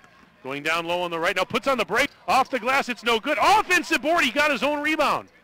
So now popping a 3. Yes! From the left side. Caden Nelson hits the triple. 54-51 Waunakee. Here's Abel. Layup is good as the defender fell down. He sidestepped the defender and he scores to make it a 1-point game. 54-53 Waunakee. Minute 12 to go. Oh, this is crazy, folks. Well, they got to play a good hard defense for about 30 seconds, and then they're probably going to have to foul because you don't want to let them run the clock out. It's going to be a 2-shot double bonus when they do foul, but otherwise they could just run the clock out. Beaver Dam down by 1. 50-some seconds to go. Here's a drive by May, right baseline, flips it back up to Deering. Deering sends it up high on the left for Knatz. Knatz fouled by Nate Abel. Stops the clock with 42.2 seconds remaining in regulation. Knatz is 1 for 2 from the free throw tonight. Their leading scorer, 6'1" senior guard, 12.2 point game. He's at the line trying to extend his team's lead from 54-53 to 2 more. First free throw is no good. So that is huge if you're Beaver Dam, because now even if he makes this one, you're only down 2. I mean, either way, it was going to be a 1-possession game, but still, it doesn't force you to take a 3 at the other end. Inability from the free throw line for Waunakee has kept Beaver Dam in it, correct. And that's hits the second. Full timeout, Waunakee. Brought to you by Reed Chrysler Dodge Jeep Ram. Let our family take care of your family. Back in 1 minute, WBEV and DailyDodge.com.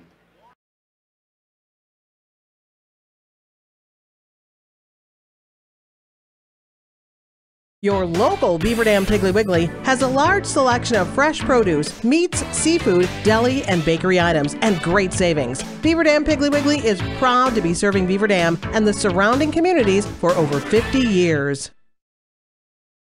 We just got our new Tempur-Pedics in. Oh my gosh, they feel so amazing. I can't even describe. If you're a warm sleeper, you lay down and it's like heaven. Honestly, a lot of people are very warm sleepers, so these new Tempur-Pedics are even cooler, if you can imagine, than the other models.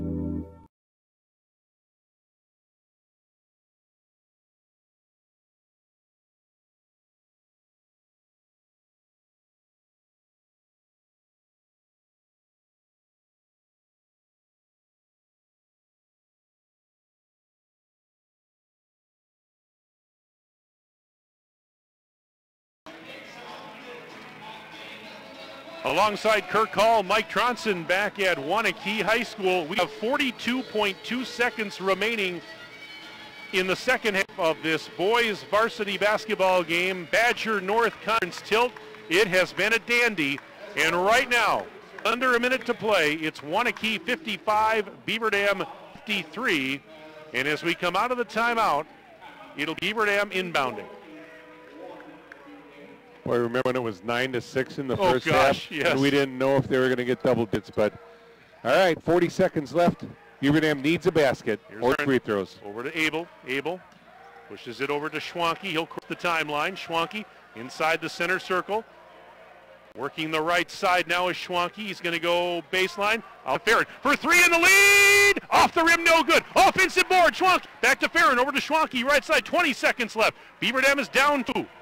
They've got the basketball. Beaver Dam's got a timeout if they did. A 2 to tie, a 3 to take the lead. Now down to 12 seconds. 10. Abel, right side. Back to Farron, 7 seconds. Pushes it over to Abel again. Abel, right side, 4 seconds. To the baseline. Shot. Kelm ties the game! With 1 second and the horn sounds. Kelm ties it, and we're going to overtime. How appropriate for Connor Kelm to tie the game. 55 piece. Beaver Dam and Waunakee, we're going to overtime. Let's take a break first on WBEV and DailyDodge.com.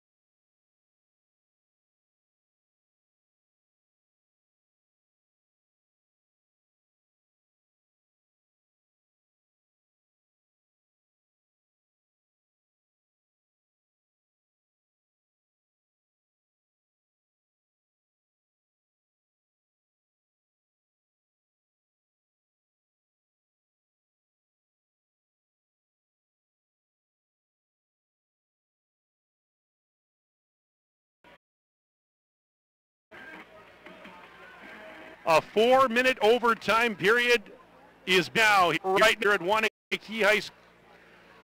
Beaver Dam 50, Waunakee 55. They'll do it at center. Schwanke will do the honors for the Golden Beavers.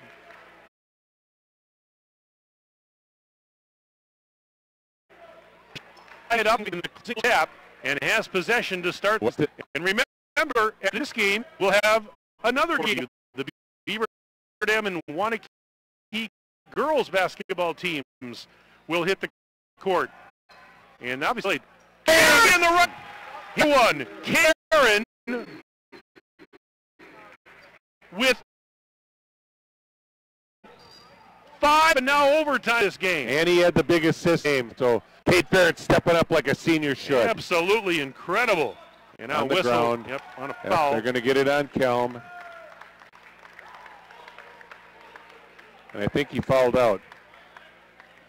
Let's see here if that's number 5. So Tim is going to utilize his quick 15 to 20 second timeout as they try to get a quick discussion in. Kelm is replaced by Boschard. Broden Boschard, the 6-foot junior, enters the game. So back to the starting lineup for Beaver Dam, and Waunakee down 55-58 due to the 3 that Cade Perrin nailed. Number 4. Free throw, first Jacob one is May. up, and is for May. He is 1, 2, 3, 4 for 6 in the second half. Second throw, good. May got that as well. 1-point game, 58-57. Beaver Dam leads Waunakee by 1 with 3:12 counting left in overtime. This is, he's high on the right, now driving. Baseline, in for the layup. Nice move, found a seam. Razzle goes in. The super sophomore does it again. Nate Abel, out of bounds, come on. No, he caught not it. quite. 60 to 57, Beaver Dam leads by a triple. Still a 1-possession game, Waunakee has it. Here's a spin move. Nelson was falling down, no call. Whipped it back up to Knatz, bounced pass to the left side now, taken there by Keller. Here's Keller, worked on closely by Golly. Bounce pass now back up towards the top of the key for Nelson. He leaves it off for Knatz high on the right. Here's Knatz. Thought about a 3, didn't take it. Round the horn, they go to left side again. Nelson to Knatz, out to Keller. 2:22 and counting left in the overtime. Beaver Dam's up 3, 60 to 57. Well, this is, they started the game not looking to score, so. 3 on the way, and it's good from the top of the key for Nelson. Again, the assassin. Oh my word. We are tied at 60. The clock continuing to run with exactly 2 minutes left in overtime. Here's Abel, and he got it. And that was a long 2 from just inside the arc on the right side. Abel now makes it 62 to 60 in favor of the Golden Beavers with 1:46 and counting in OT. Nate Abel and Cade Perrin both stepping up. Don't leave radio or your video screens, folks. This is something else. Knatz driving into the lane. Shot is up. No good, but a foul. And Will Knatz will head to the free throw line, and he'll have a chance to tie from the charity stripe. Well, he's their leading scorer. He's 2 for 4 from the free throw line tonight. He's a 6'1" senior guard, and who you want at the line is your point guard. First free throws up and good for Knatz, averaging 12.2 a game. He's got 9 points now in this one with 1 more free throw pending. It is up, and it rattles home. We're tied again, 62. 30-second timeout brought to you by Reed Chrysler Dodge Jeep Ram. Let our family take care of your family. We're going to keep it right here. 62 to 62. Beaver Dam and Waunakee knotted up. We're down to 93 seconds remaining in overtime. And I'll tell you what, this game certainly did not start with a bang, but it sure is ending with a bang, Kurt Cole. Both teams really stepped it up when they needed to, and Beaver Dam got off the schneid there and built up a bit of a lead there in the first half. Went into the locker room up 22 to 16, extended it to 40 to 26, just under the 13-minute mark. But all of a sudden, Waunakee just roared back and actually took the lead at the 27 mark. 46 to 43 on a 20 to 3 run. Here we go. Minute 33 left. 62 all. Waunakee inbounds to Farron. And he throws it across to Abel. Now back to Farron. Back to Abel as they play catch. Abel better get it across, and he does. Whips it to McGough down in that left corner. Now back up to Abel. He's going to reset between the ring. Minute 18 and counting left in the overtime. Beaver Dam with possession. 62-62. And Abel was stripped by May. May in for the layup. Missed, but an offensive board. It's Nelson that keeps it alive for the Warriors. He's going to call timeout right near his own bench with 1 minute and 6 seconds left in overtime. This timeout brought to you by Reed Chrysler Dodge Jeep Ram. Let our family take care of our family. This broadcast of Beaver Dam Boys Basketball brought to you again tonight by Reed Chrysler Dodge Jeep Ram, Air Care, Slumberland Furniture in Beaver Dam and Watertown, Piney's Trucking, Farmers Implement of Columbus and Allenton, Beaver Dam Community Hospital, OK Realty, Surefire, Richards Insurance, American Bank, Walker's Family Restaurant, Landmark Credit Union, Bayside Supper Club, and Columbus Family Dental. We also want to thank our video stream sponsor for making that possible tonight. We couldn't do it without them. UBS Law Office and Lid Key Motors. Alongside Kirk Hall, Mike Tronson with you at Waunakee High School. We've got Jeff Wilski, Ninja they call him. He's on site here running the video stream for DodgeCom. And we've got Rusty, our trusted engineer and board operator, back at the 1430 studios on Bill McCullough Way in Beaver Dam. Game 1 of our doubleheader is in overtime. Beaver Dam and Waunakee boys tied at 62 apiece. After this game, give it about 15 minutes and we'll have the Beaver Dam and Waunakee Varsity girl teams doing battle on this same floor. Well, I'll tell you folks, if you wanted an exciting high school basketball game, this was the one to come to. Whether you're listening or watching on Daily Dodgeville Live, it's been a dandy, and it's not yet, as it's 62 all. Waunakee with the ball in front of their own bench here with 1 minute 6 left. Mike Tronson on the call. And Kirk Call is at my side. Kirk couldn't do it without it. Here is Block off the inbounds. Bounce pass up to Knetz to 3. 1 minute to go in overtime. We're tied at C2. Waunakee with possession. This is Block up high on the left. Block getting rid of it. Waunakee's in the double bonus. If Beaver Dam would foul, 45 seconds to go. They might be taking down the clock all the way for a last second shoot. Yeah, I was wondering the same thing, Kirk. And he's got timeout. I got him with 2 left. You get an extra. Uh-oh. May with the drive. Layup good, Jacob May. 64-62 Waunakee. 25 seconds left in the overtime. Farron for 3 in the lead. Yes! As he banks it home! Farron with his 6th triple. It's 65-64. Beaver Dam, 13 seconds left. Tip ball right to Knatz. Knatz driving, right baseline, falling out of bounds. Lost it, and Beaver Dam gets it with 0.4 seconds remaining. And Dana McKenzie is halfway out on the court, taking his jacket off. And now a timeout. The Golden Beavers, and Dana McKenzie took his jacket off. He's out, half out on the floor. His assistant has to rein him in. And that's Tyler Selk. And that's timeout brought to you by Reed Chrysler Dodge Jeep Ram. Let our family take care of your family. 65-64. Beaver Dam leads Waunakee with 6.4 seconds remaining in the overtime. I don't know how much more of this I can take, and we've got another basketball game to go. Well, it's great defense. I mean, I'm maybe slightly partial, but I'm telling you what, they slid their feet, they established position. The initiation of the contact was by the offensive player, and what Dana McKenzie's getting away with his coat off, out on the floor to 12 feet, it's not he's right. still working the official here on the sideline. He's still. Well, tell you what, Mike, did you see where he was? Oh, yeah, he was inside the three-point arc. Okay, so that's whatever, I'm exaggerated, but it's 10 feet out onto the court. 10, 12 feet, yep, absolutely. All right, so off the timeout, Beaver Dam will inbound, 6.4 seconds left in overtime. Well, Waunakee's going to have to defend the inbounds hard, and as soon as they catch it, they probably got foul. It's still a bonus situation. Send somebody long. Oh. Bird inbounding, looking to get it in, and does to he's fouled immediately. And that's their best free throw shooter. What a smart move by Jim Adrin to get it to Farron if Schwanke wasn't open on the fly. Farron is 82.6% from the line. And he will head to the charity stripe right now. 5.6 seconds left in the extra session.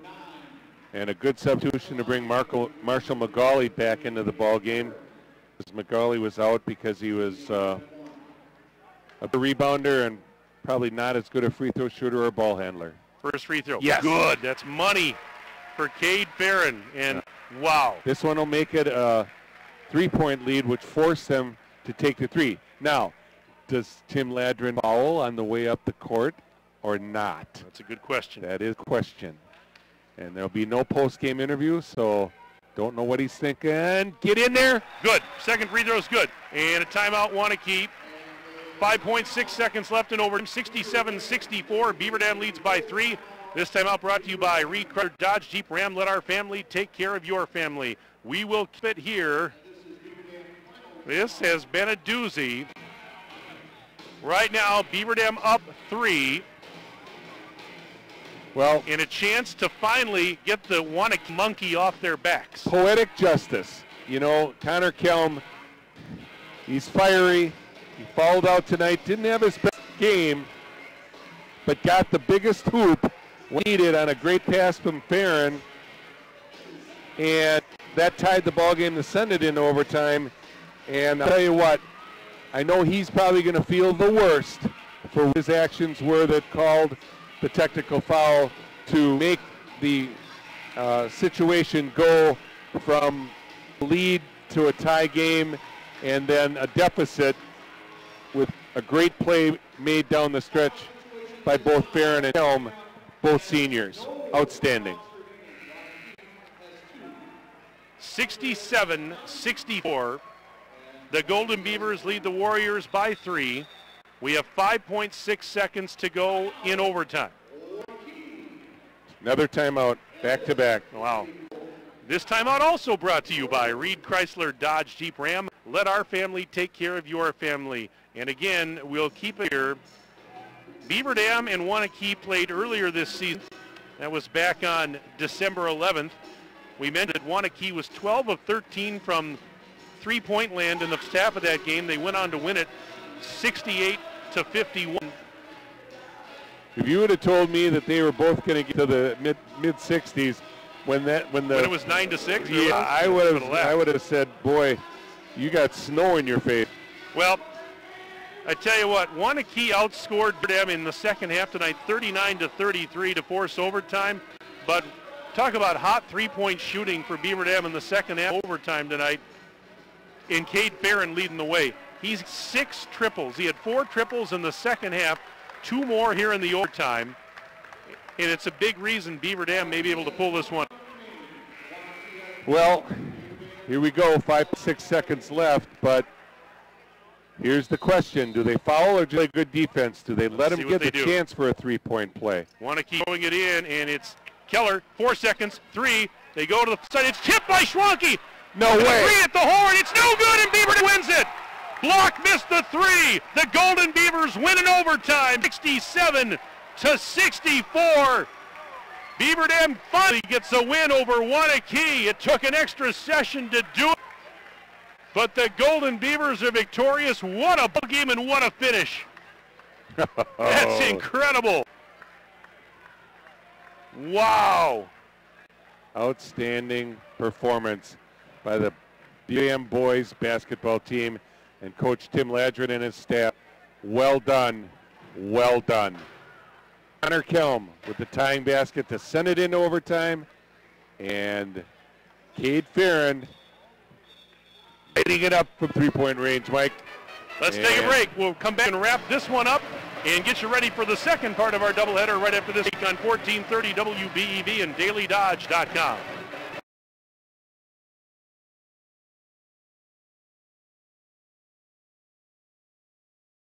We just got our new Tempur-Pedics in. Oh my gosh, they feel so amazing. I can't even describe. If you're a warm sleeper, you lay down and it's like heaven. Honestly, a lot of people are very warm sleepers, so these new Tempur-Pedics are even cooler, if you can imagine, than the other models.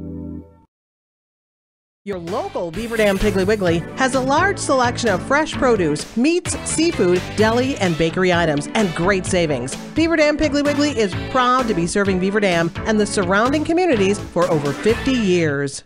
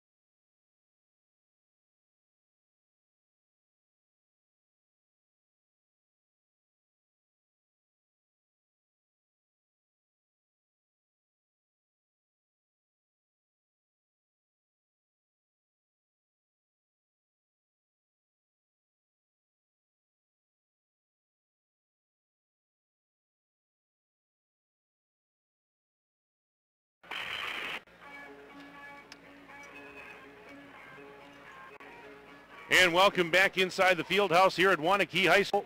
Mike Tronson, Kirk Call with you. In between games 1 and 2.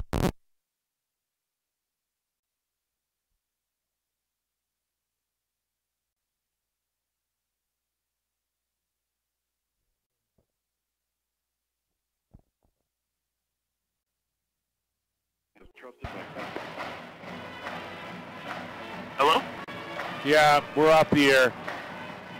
They unplugged us. Mike's coming right now.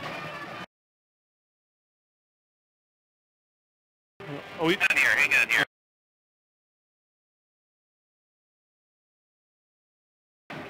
All right, 5 seconds.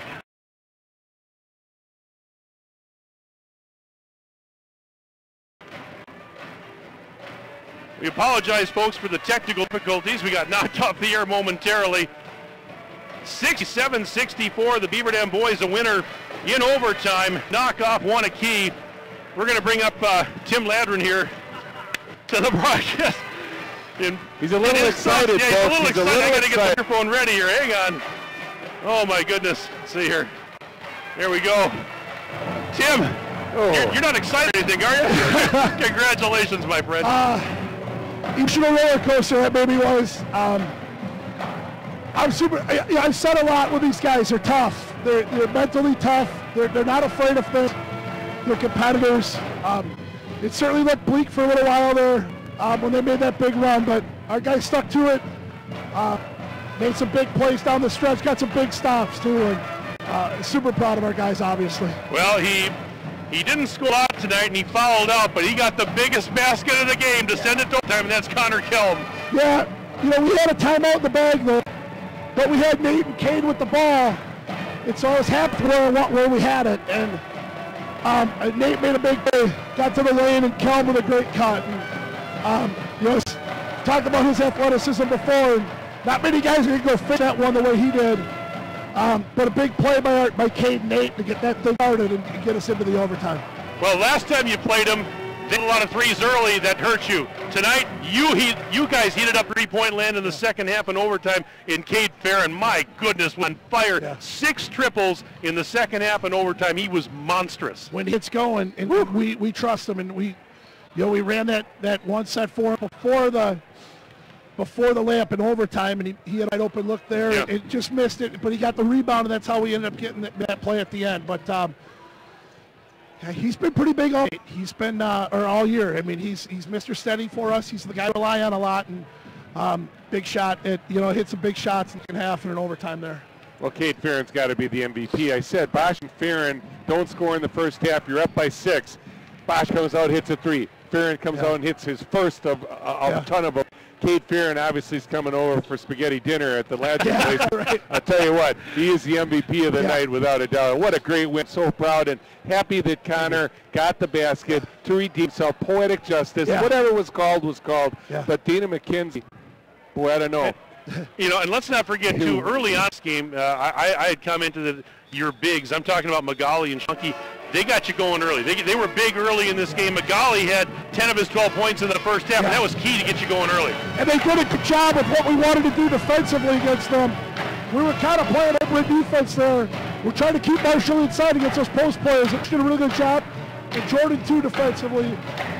Without those guys, Cash had his way against us inside last time. Those 2 guys did a great job of taking care of him inside. Waunakee to 6 of free throws in the first half.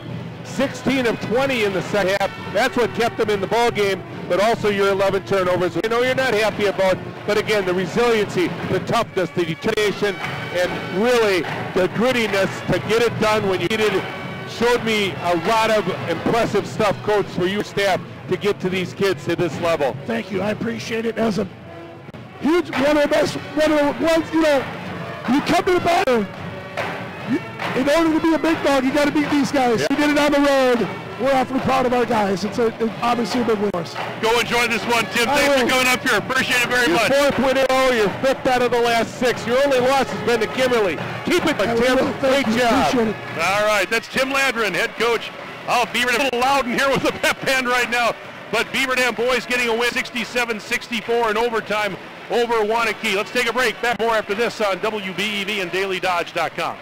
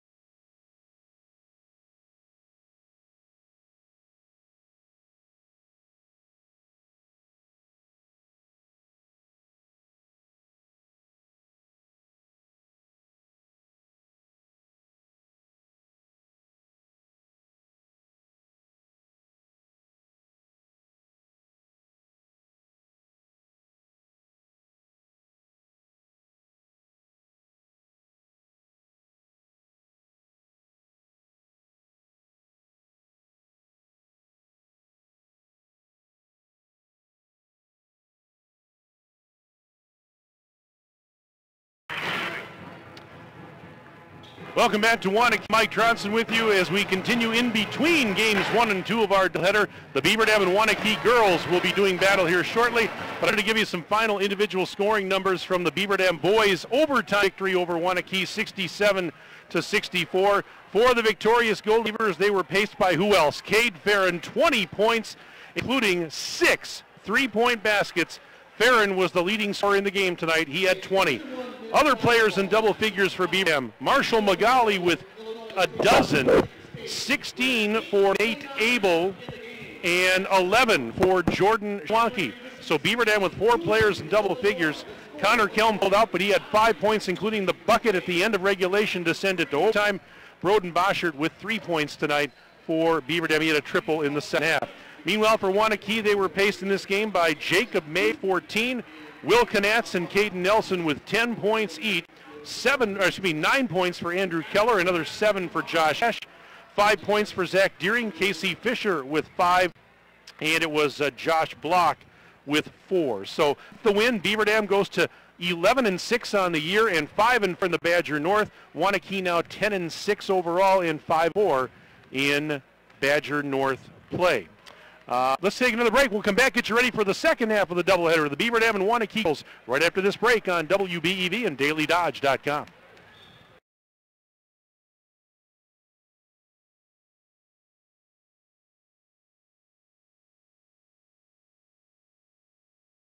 Your local Beaver Dam Piggly Wiggly has a large selection of fresh produce, meats, seafood, deli, and bakery items, and great savings. Beaver Dam Piggly Wiggly is proud to be serving Beaver Dam and the surrounding communities for over 50 years.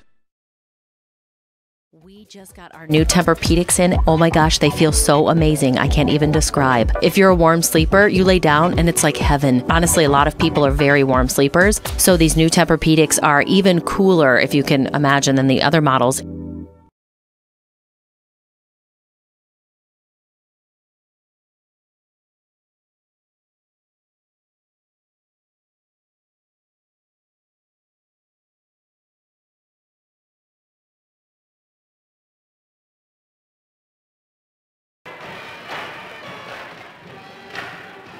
And the second game of our doubleheader on WBEVDailyDodge.com is brought to you by Reed Chrysler, Dodge Jeep Ram, Air Care, Slumberland Furniture of Beaver Dam and Watertown, Pine Hills Trucking, Farmers Implement of Columbus and Allenton, Beaver Dam Community Hospital, Hamas Fire and Safety, Dr. Janet Chiropractic USA, the Beaver Dam Unified School District, Professional Floor and Design Center, OK Realty, Landmark Credit Union, Flyway Carpet Cleaning, Surefire, Rich Insurance, American Bank, Walker's Family Restaurant, Columbus Family Dental, Lidkey Motors, Bayside Supper Club, and we thank our exclusive video stream sponsors tonight, QBS Law Office and Jimmy John's of Beaver Dam.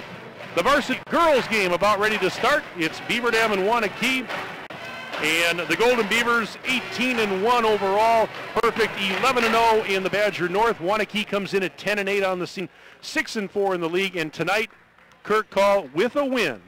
Beaver Dam can clinch no worse than a share of the Badger North Conference title. If they win, Beaver Dam would clinch its 10th consecutive conference championship. That is mind-boggling. Can you spell dynasty? Dynasty. Absolutely. What a turnaround in the program when Tim Chase went winless. I said he never got a victory, Coach. Wow, what a turnaround. And positively, Hoops, how proud are you? But what a job this coaching staff has done. So they're going to dispense with the Star Spangled Banner. Right, we go did that right for the first into game. the lineups. So let's give you the starting lineups for this varsity girls basketball game between Beaver Dam and Waunakee. First for Beaver Dam, and no changes to their starting 5. The guards are Paige, a 5'6" senior, along with Jada Donaldson, 5'6" and a junior, and Maddie Wilkie, a 5'10" sophomore. The forward, Tara Stoffaker, a 5'11" senior, along with Allie Van Loo, 6'4" and a senior. So again, for the Golden Beavers, Paige Schumann, Jada Donaldson, Maddie Wilkie, Tara Stoffaker, and Allie Van Loo getting the start. Now for the Waunakee Warriors, and they will start at a guard, Casey Murray, 5'5" senior. Also in the backcourt is Elena Meyer, a 5'7" sophomore, and Maddie Farnsworth, 5'11" and a senior. At forward is Melanie Watson, a 5'10" senior, and at center is Kiana Schmidt, 6 feet 3 inches tall, and she is a senior. So again, for the Warriors, it's Cece Murray, Elena Meyer, Maddie Farnsworth, Melanie Watson, and Kiana Schmidt getting the start for head coach Tom Lassar. And we'll be underway momentarily. Again, if you're watching the video stream on DodgeDodge.com, you already know this, but in the first half tonight, Beaver Dam will come towards us at the near end of the floor. Waunakee will go away from us down towards the far end. Warriors tonight, for those of you on the radio side, are wearing jerseys and shorts with purple numbers and trim. And Beaver Dam in their traditional road uniforms, the green jerseys and shorts with the yellow numbers and trim.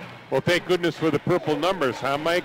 Absolutely. Anyway, Waunakee's coming off 3 of their last 4 games with losses, starting with Watertown back in the Badger Challenge.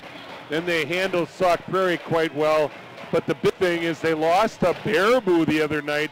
On Thursday night, they lost 55-51 after beating 51-29 the first time around. And then they lost to DeForest by 10.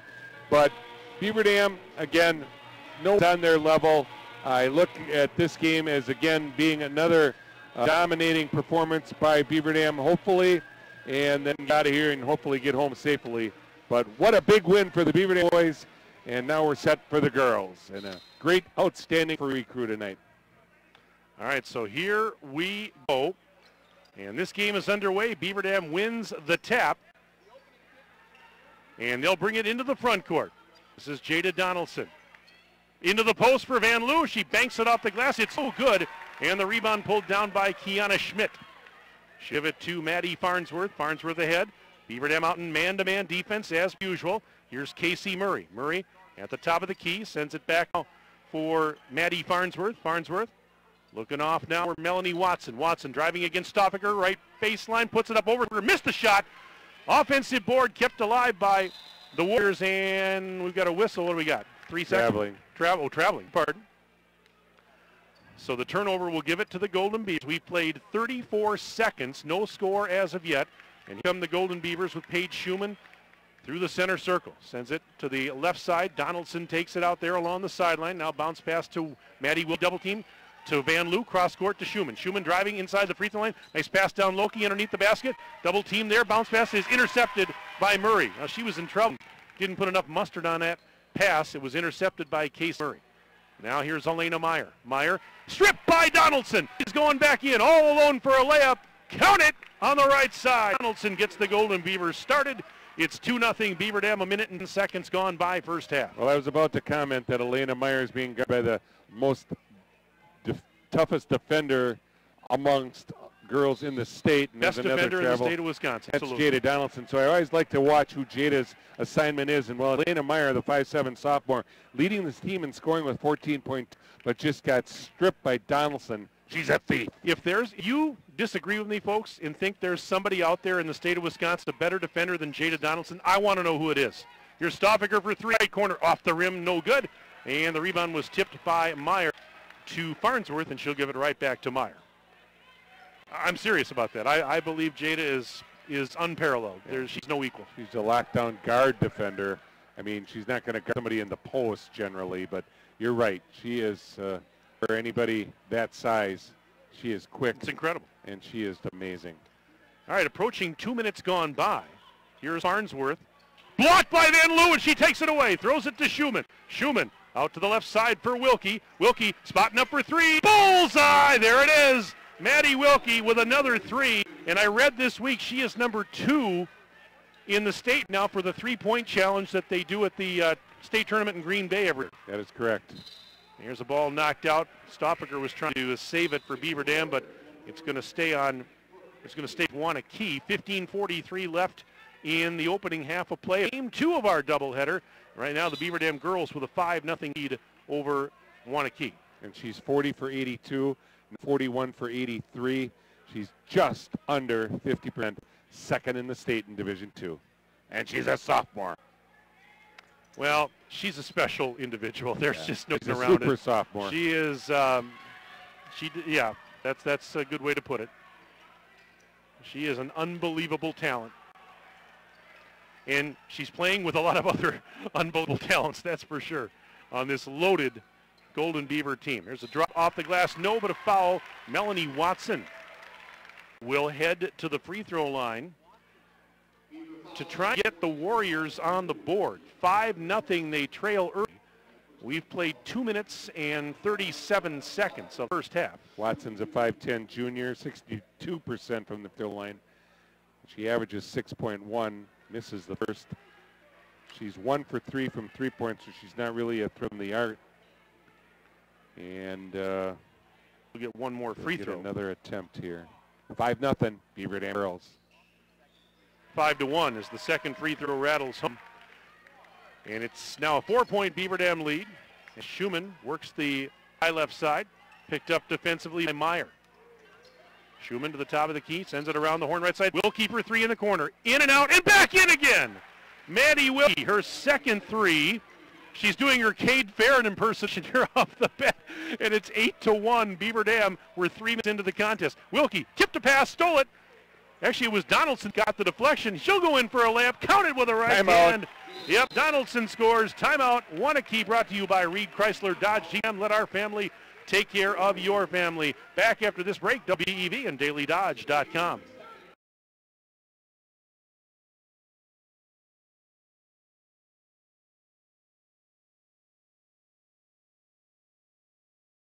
Orthopedics in, oh my gosh, they feel so amazing. I can't even describe. If you're a warm sleeper, you lay down and it's like heaven. Honestly, a lot of people are very warm sleepers, so these new Tempur-Pedics are even cooler, if you can imagine, than the other models.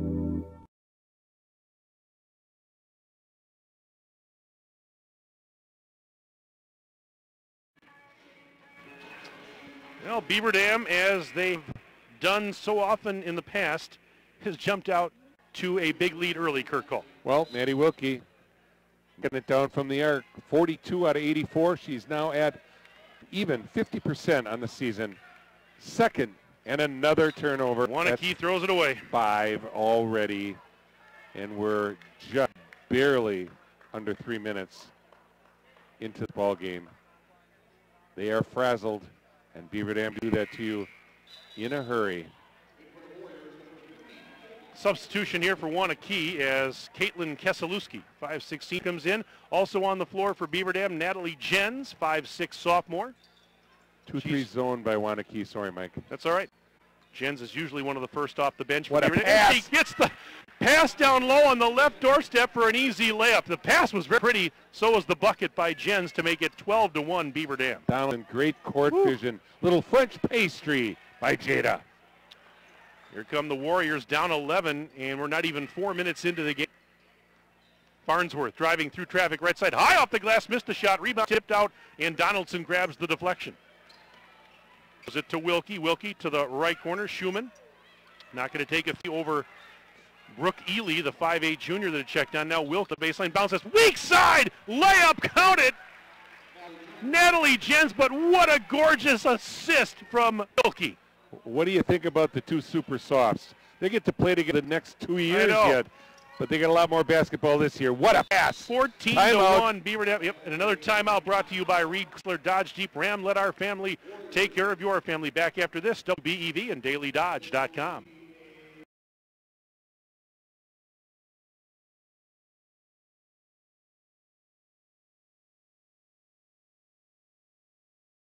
Your local Beaver Dam Piggly Wiggly has a large selection of fresh produce, meats, seafood, deli, and bakery items, and great savings. Beaver Dam Piggly Wiggly is proud to be serving Beaver Dam and the surrounding communities for over 50 years.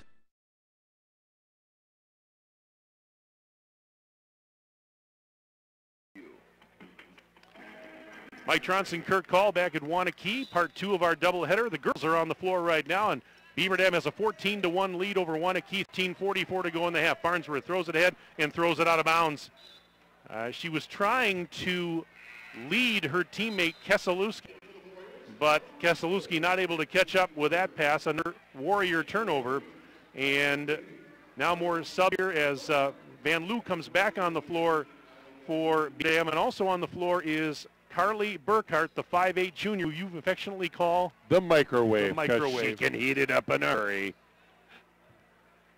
Her and Jen's off the bench average over 15 points a game, and Burkhart shoots 86% from the free throw line, so she's definitely an offensive weapon. Next time I zap a dinner in my microwave, all I'm going to think about is Carly Burkhart. Huh?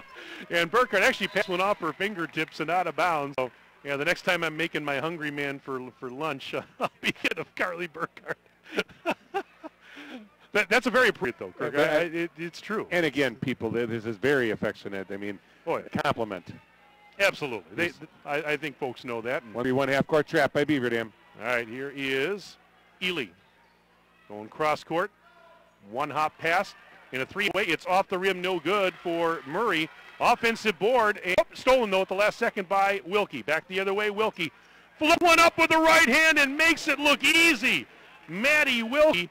How does she do it? Well, she's got a lot of talent. That's why. And a good pedigree. 16-1. Beaver Dam in front. 12:49 left in the first half. They just keep doing this every game.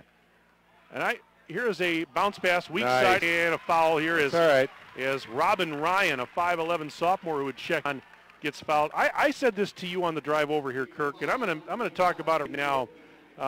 This is, Beaver Dam has played well all year, but they, I think, have turned it up even that much more. A couple of extra notches since they lost that to Miami Country Day down in Florida.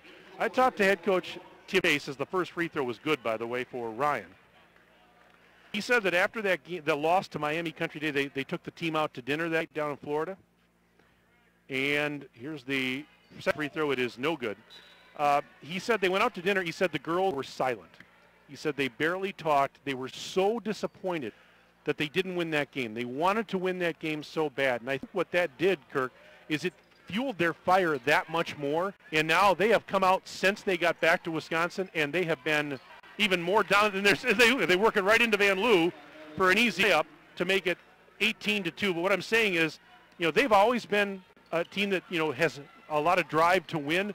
But since Florida, since that loss, they've turned it up even an extra notch. Without a doubt, they are just dominating. It's a block by Van Loo. It's a block party by Allie Van Loo, not in her house. And if you think I'm off base with that statement, you let me know. But I don't think so, because it's been noticeable to me. I mean, they're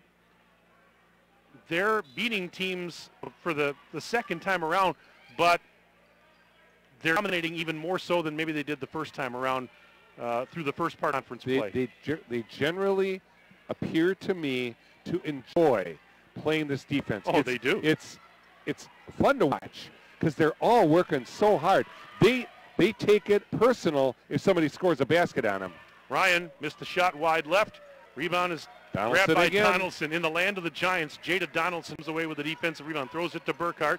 Lob pass top of the key to Van Loo. Hit it, Carly. Over to Burkhart, into the post. Oh, what a pass! Off the glass scores. Natalie Jens, but Burkhart with the assist. It's 20-2. Beaver Dam, 11.5 minutes to go until intermission. And you're right, Kurt, that's a good point. Well, we talk about it every now and then, but this Beaver Dam team, there's a ball knocked loose, a scramble, and a jump ball is called. I think it's going the other way, and it will. But these players, they just have so doggone fun playing together and playing night in and night out. And you can just see it. This top 10 is amazing. What a delivery by Carly Burkhart to Natalie Jens inside for an easy assist in the basket. In the game, Rachel Urich and also Paige Hodgson now. Just checked in. Farnsworth up to Meyer. Meyer, double team near the top of the arc. Bounce pass, gets rid of it. It's taken by Lauren Statz, 5'9" sophomore, just checked in. They just make you play faster than you're not used to playing or want to play. Look at them. They're just scared every time they're getting the basketball. They just want to get rid of it. There's an underhanded shot on the baseline. It's no good. Hodgson has the rebound. He didn't even have to jump. You were talking about Jens and Wilkie, Kirk, and the super softs, as you call them. And something that I think I was aware of this, but maybe forgotten, was reminded earlier today. If you take that class, the sophomores, Paige Hodgson, that class, that group of athletes did not. Here's a nice pass. Backdoor Stoffaker layup on the right side, and Urick with a dime to find her. Great pass, and I know what you're about to say, and it's amazing when I heard it. I shocking turnover. And here's Hodgson with the ball, throws it to Jens. They're not letting, well, Jens just threw it away, but yeah, that sophomore class from 3rd through 8th grade did not lose a single game in the state of Wisconsin. Not a single loss in the state of Wisconsin from 3rd through 8th grade. So when we talk about talent, we really mean it. Because, I mean, these girls honed their skills long before they got to high school. Well, and they're used to winning, and again, positively hoops. And I mean, you look how good Maddie Wilkie is, but then you look at Natalie Jens, who's going to be getting a scholarship offer. I say really quick. They've got 6 Division I scholarships already. But then you look at Paige Hodgson, and another turnover, then 9 in the game. I wish I would have kept my sheets from the first game, because if I remember right, I think Waunakee girls turned it over a lot in that game also. In fact, I probably said my coined phrase, probably could start a bakery with as many turnovers as they had. And I like cream cheese frosting, by the way. Ooh, that sounds good right now. Here's Hodgson kicking it out left side. Urick over to Jens for you. And Natalie Jens continues to light it up. She's got 9 points already. It's 25-2. That's not a miss. Beaver Dam in front of Waunakee. Called the foul before the trap. Push on 23, Rachel.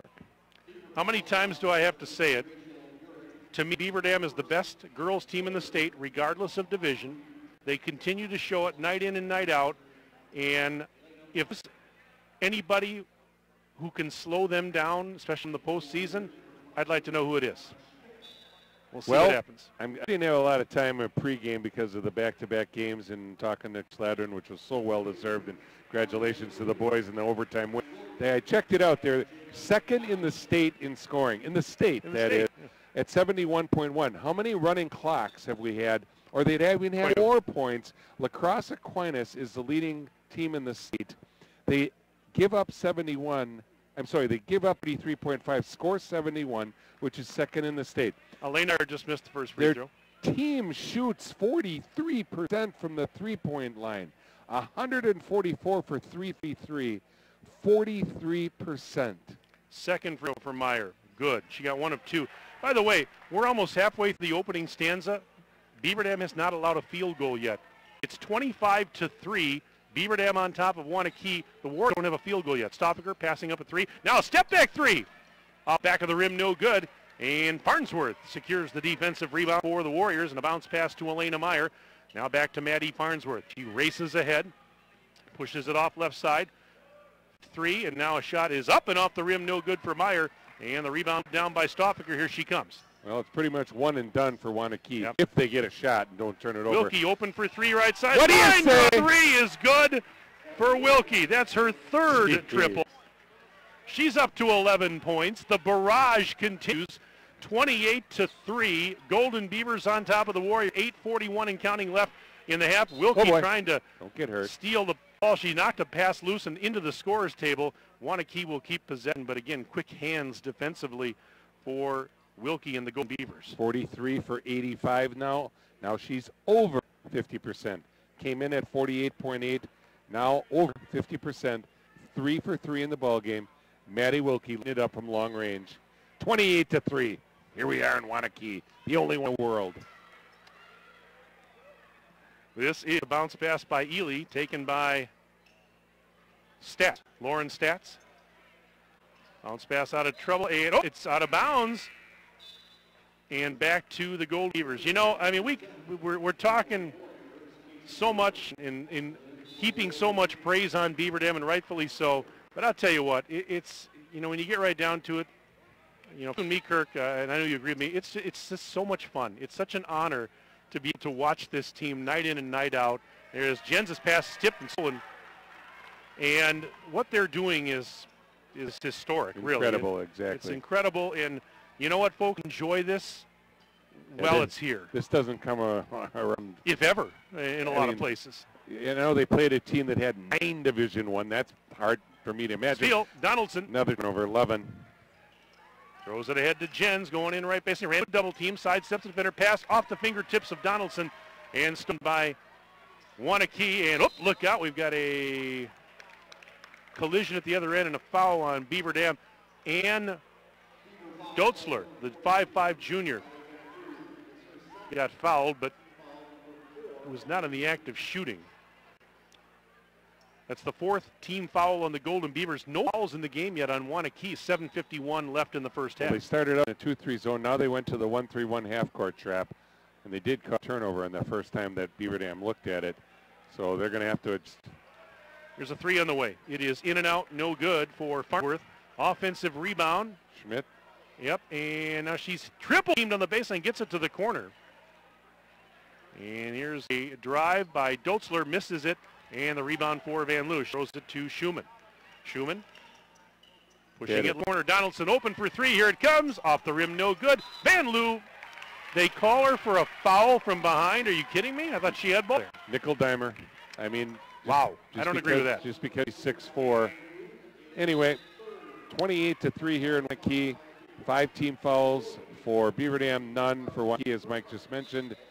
And Beaver Dam applying their patented, tremendously tenacious, chaotic defense. Man-to-man.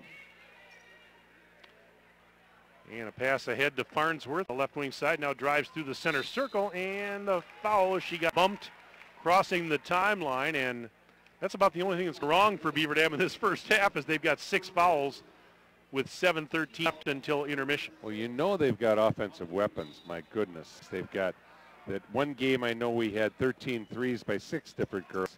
They've probably got about 8 girls that can shoot them and make them. They've had 89, 91, 92, and 74 points the last 4 games. Murray misses the 15-footer on the right side. Rebound Stoffaker gives it to Donaldson. Donaldson out Hodgson. Hodgson left elbow. Driving back towards the center circle. Sends it left side again for Schumann. She's inside the bubble. Into the lane. Fade away. Are you got it! serious? In the land of the Giants. Paige Schumann with a bucket to make it 30-3. And we are 6:34 away from halftime, and the Warriors don't have a field goal. Well, a tip ball, but it's saved by Elena Meyer. And 10 count. Yeah, they were flirting with it. 10-second violation as Beaver Dam prevented the Warriors from getting it across the midcourt stripe. It'll be Beaver Dam basketball, 6:27 left. I was going to say, timeout. He's got to call it.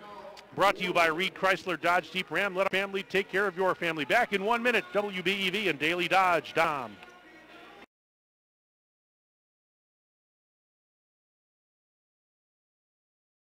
Your local Beaver Dam Piggly Wiggly has a large selection of fresh produce, meats, seafood, deli, and bakery items, and great savings. Beaver Dam Piggly Wiggly is proud to be serving Beaver Dam and the surrounding communities for over 50 years. We just got our new Tempur-Pedics in. Oh my gosh, they feel so amazing. I can't even describe. If you're a warm sleeper, you lay down and it's like heaven. Honestly, a lot of people are very warm sleepers, so these new Tempur-Pedics are even cooler, if you can imagine, than the other models.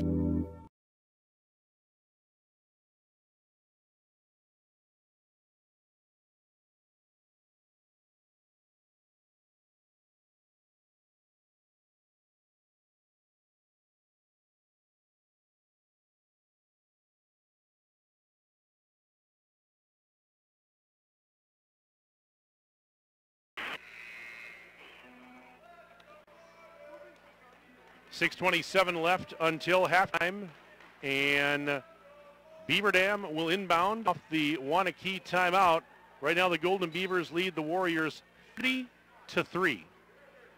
Beaver Dam has not allowed a field goal in this first half, just the 3 free throws for Waunakee, and a 27-point advantage. Stoffaker right corner to Hodden the block, up to Schumann. Left side they go to Donaldson. Into the bubble she goes. Back up to Page for the top of the key. Off the back of the rim, no good. Donaldson fighting for the rebound, and it's going to be grabbed out of there by Caitlin Keselowski.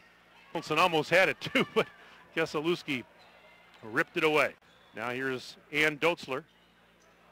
Leaving it off for Farnsworth. Maddie Farnsworth, hesitation move, driving into the lane. Left-handed side. The shot over the rim, too strong. Rebound is loose, and an offensive board is kept alive by Keselowski, and a 3 from the top of the key for Doetzler.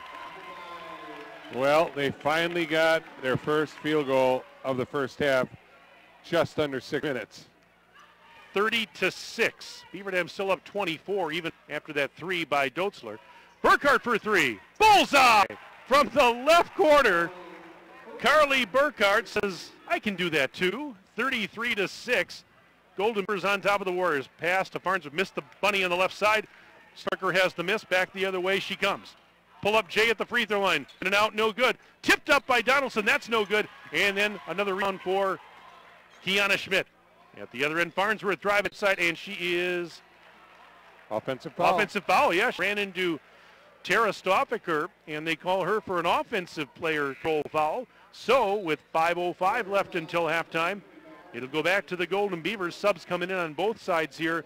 Right now, Beaver Dam leads Waunakee 33-6. If you missed our first game tonight of the doubleheader, the Beaver Dam boys got a huge overtime win over Waunakee, 67-64. That was a thriller. Carly Burkhart shooting 43.5% from the three-point line. Just got the last basket. All right, here is Schumann out high on the right, back between the rings. Jurek over to the left for Donaldson on the elbow. She'll drive towards the free throw line. Now back out beyond the... Whips it to Stoffaker. She's open for three. Yes! Tara Stoffaker from downtown. And it's 36-6. Golden Beavers on top of Waunakee. Warriors with possession. 4.5 minutes to play in the opening stanza. Well, boys warmed it up in the second Schmidt, half. Count the... No. Traveling violation. That's team turnovers. Has Maddie Farnsworth scored in the game, Mike? She's averaging 12.1 points on the season. She has not scored. And she's a 5'11" senior. Not scored in the ball game. 4:26 left. Scoring as we have... Wait a minute. What do we got here? Uh-oh. Okay. Well. Scoring, it's become very difficult to do against Beaver Dam these days. Yeah, without a doubt. Incredible. I mean, I'm scared watching them play defense. How about the high school kids? Here's Wilkie, left corner, up to Schumann. And you know what they've got? They've got what I call moxie.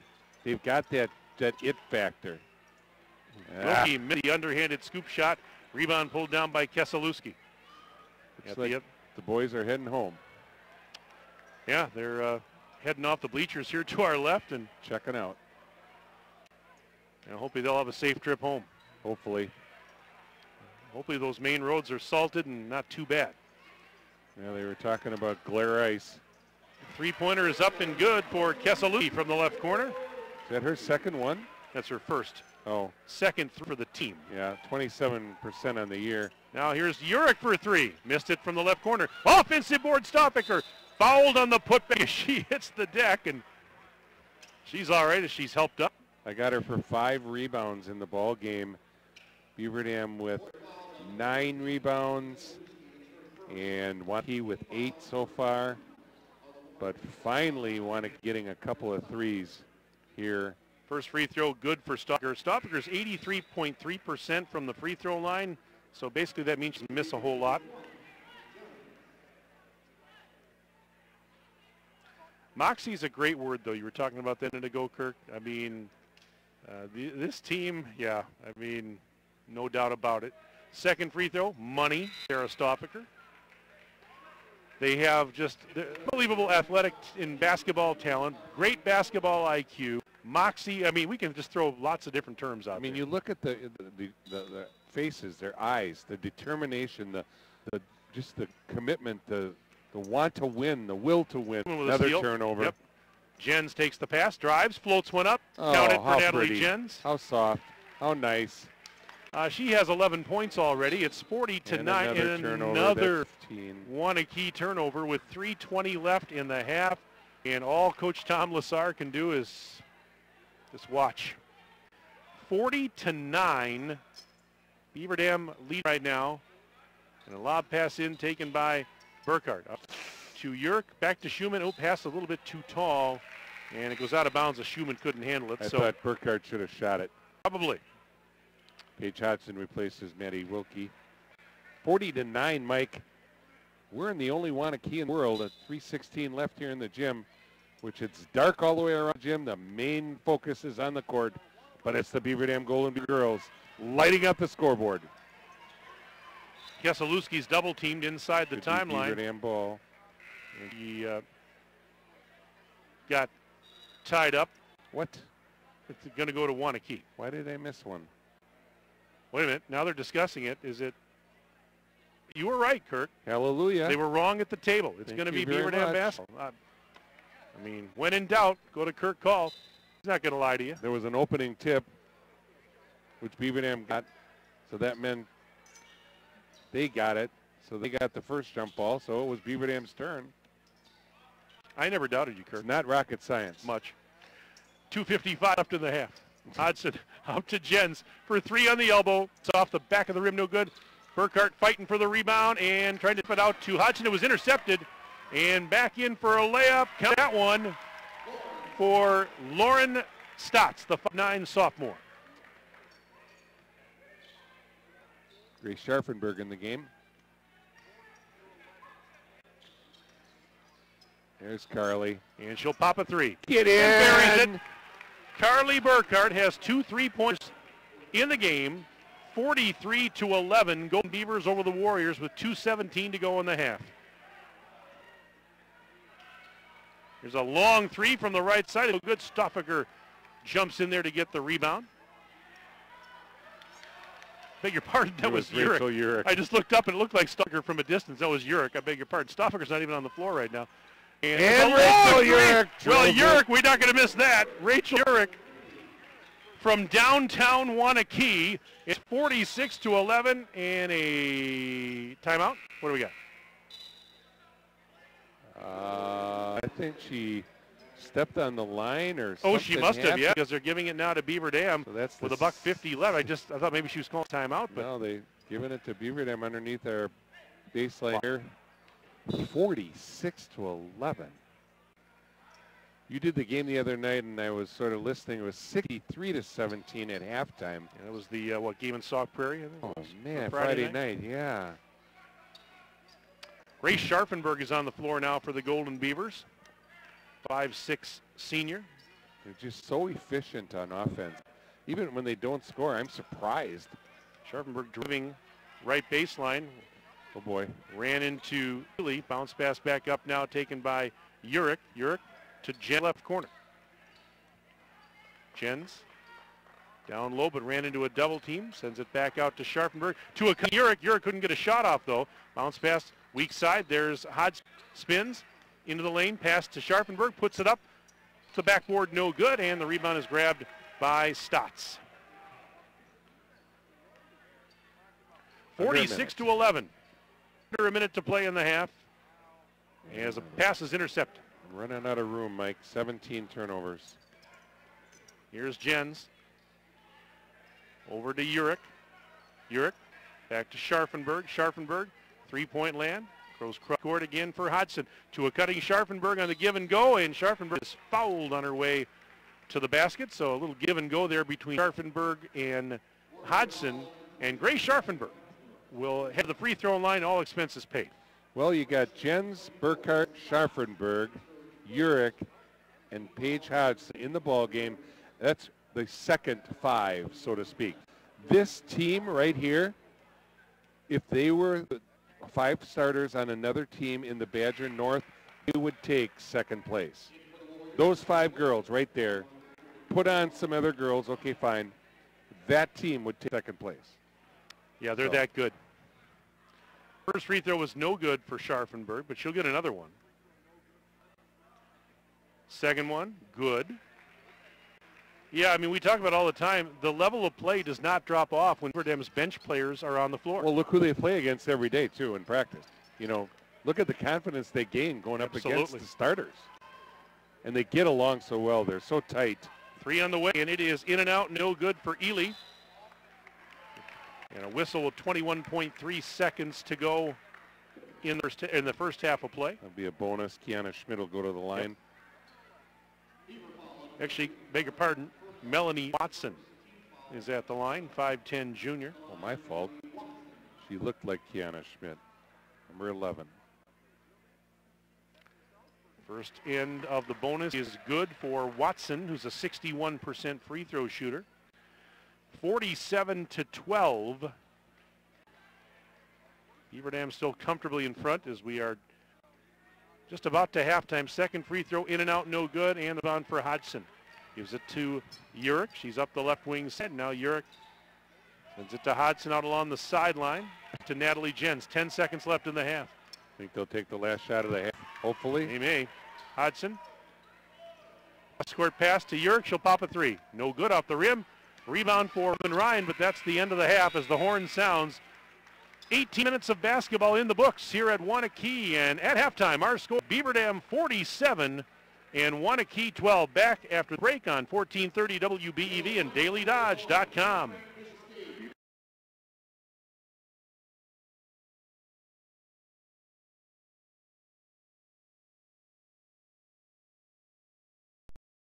Beaver Dam Piggly Wiggly has a large selection of fresh produce, meats, seafood, deli, and bakery items, and great savings. Beaver Dam Piggly Wiggly is proud to be serving Beaver Dam and the surrounding communities for over 50 years.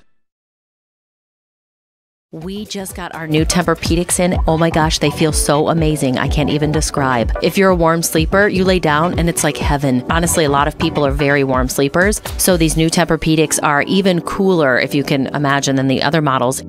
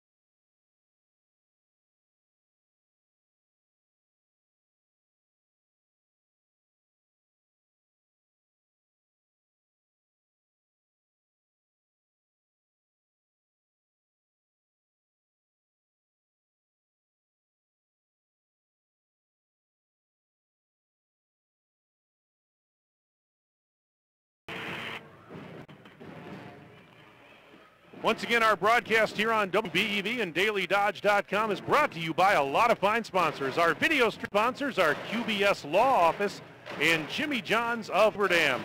Tonight's game also brought to you by Reed Chrysler Dodge Jeep Ram Care, Slumberland Furniture of Beaver Dam and Watertown, Pine Hill Trucking, Farmers Implement of Columbus and Allenton, Beaver Dam Community Hospital. Tonight's game is brought to you by Hammis Fire and Safety, Dr. Jen of Chiropractic USA, the Beaver Dam Unified School District, Professional Floor and Design Center, OK Realty, Landmark Credit Union, Flyaway Carpet Cleaning, Surefire, Richards Insurance, American Bank, Walker Family Restaurant, Columbus Family Dental, Lidkey Motor, and Bayside Supper Club. 47-12. Beaver Dam leads Waunakee at halftime of our girls varsity contest. First half scoring, it looked this way. Natalie Enns and Maddie Wilkie with 11 points each for the Golden Beavers, and they lead all scorers in the game. Also for Beaver Dam, it was Tara Stoffaker with 7, Carly Burkhart with a pair of threes to finish the half with 6. 4 points for Jada Donaldson. Rachel Urich had a triple. She finished the half with 3. 2 points for Allie Van Loo, another 2 for Paige Schumann. And Grace Scharfenberg chipped in a free throw. She finished the half with 1. Meanwhile, for Waunakee, they were paced by Ann Dotzler and Caitlin Keselowski with 3 points each. 2 points apiece for Lauren Stoss and Melanie Watson. Elena Meyer and Robin Ryan with 1 free throw each to finish the half with 1. Beaver Dam only allowed 3 field goals in the first half. At the break, it's 47-12. The Golden Beavers on top of the Warriors. Back for the second half after this on WBEV and DailyDodge.com.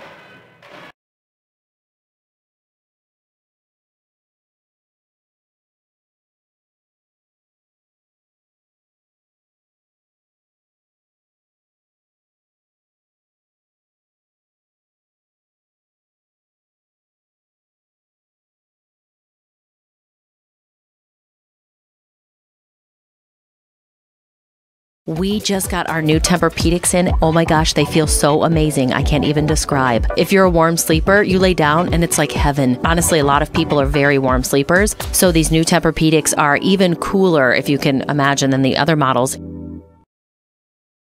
Your local Beaver Dam Piggly Wiggly has a large selection of fresh produce, meats, seafood, deli, and bakery items, and great savings. Beaver Dam Piggly Wiggly is proud to be serving Beaver Dam and the surrounding communities for over 50 years.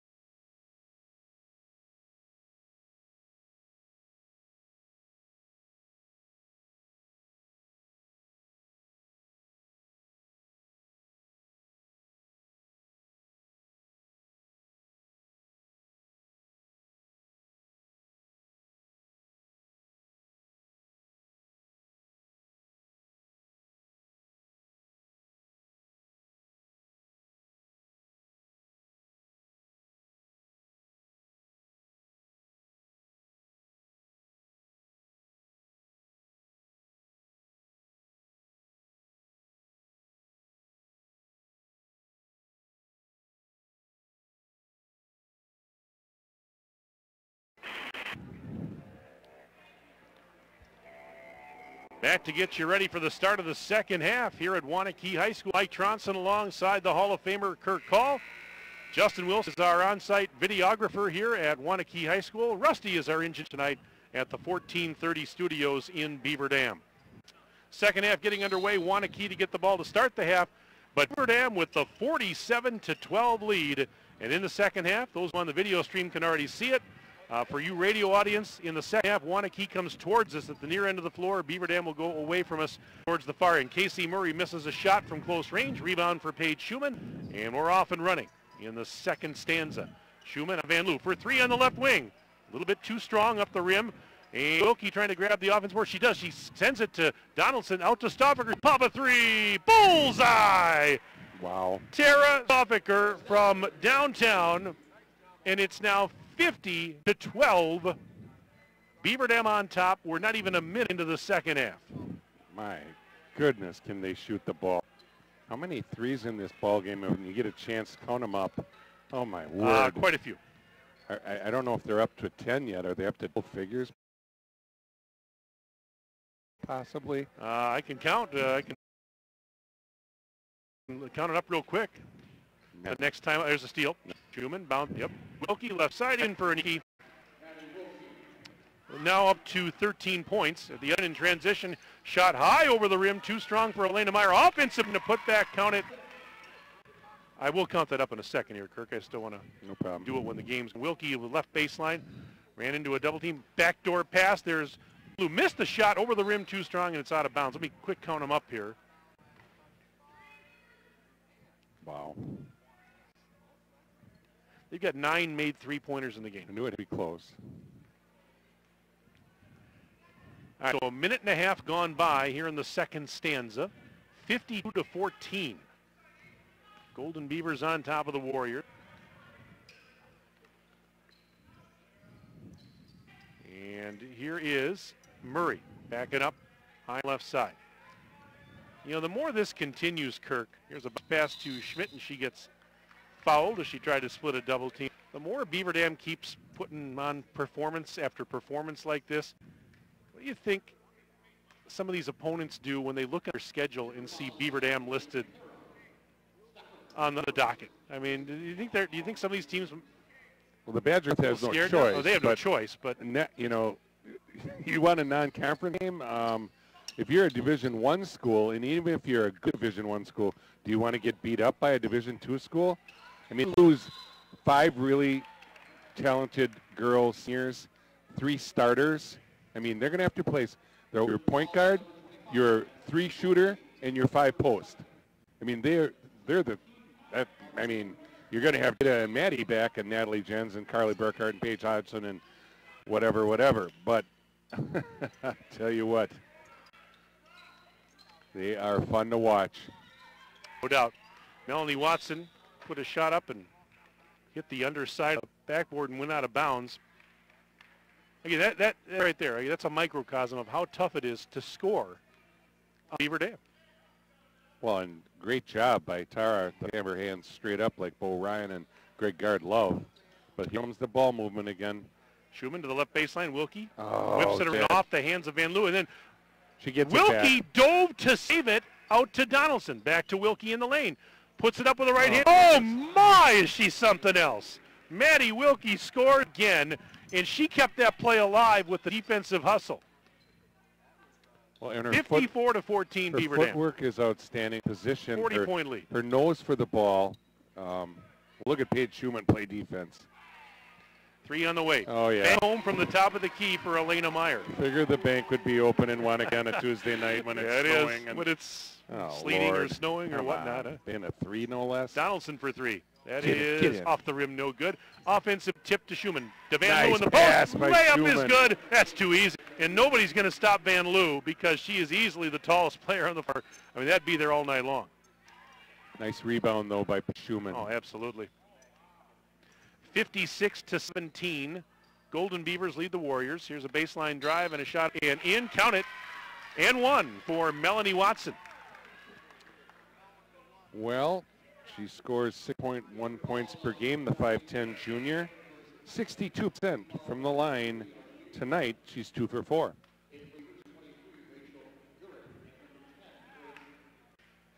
Scharfenberg and Urich enter the game here in the second half, 50-19 at Waunakee High School. The Golden Beavers flexing their muscles again, but a great overtime win by the Beaver Dam boys in the first game. That was a thriller. Was that exciting? Free throws up and good for Watson to come to three-point play. 56-20. Beaver Dam still up big by 36. Van Loo floats one up with a left hand. She's up to 6.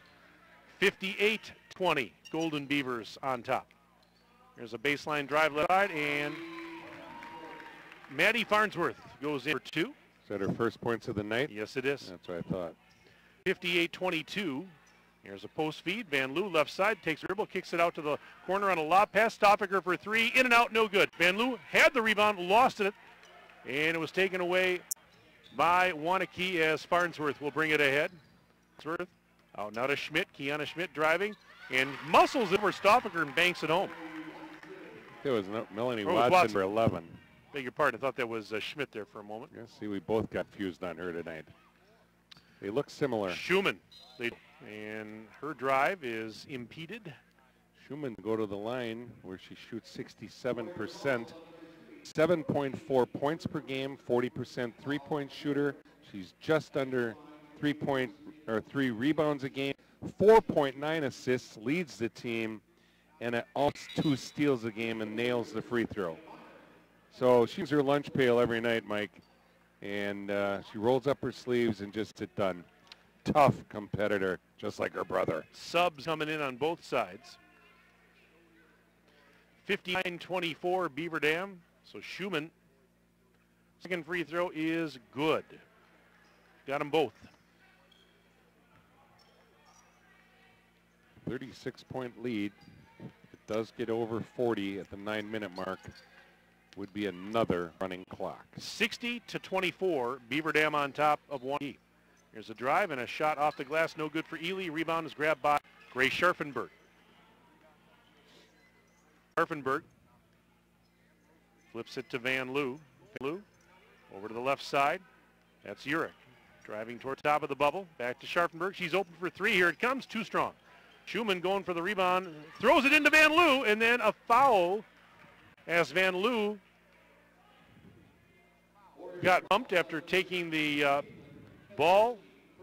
Keselowski picks up her first, or no, beg your pardon, second foul. We're about 5 minutes into the second half. Beaver Dam up 60-24. This is Schumann. Left side dish, Urich underneath. Scharfenberg up with it and got fouled. There's a beautiful pass into Scharfenberg, and Scharfenberg will head to the charity stripe. That was the old G&G move, give and go.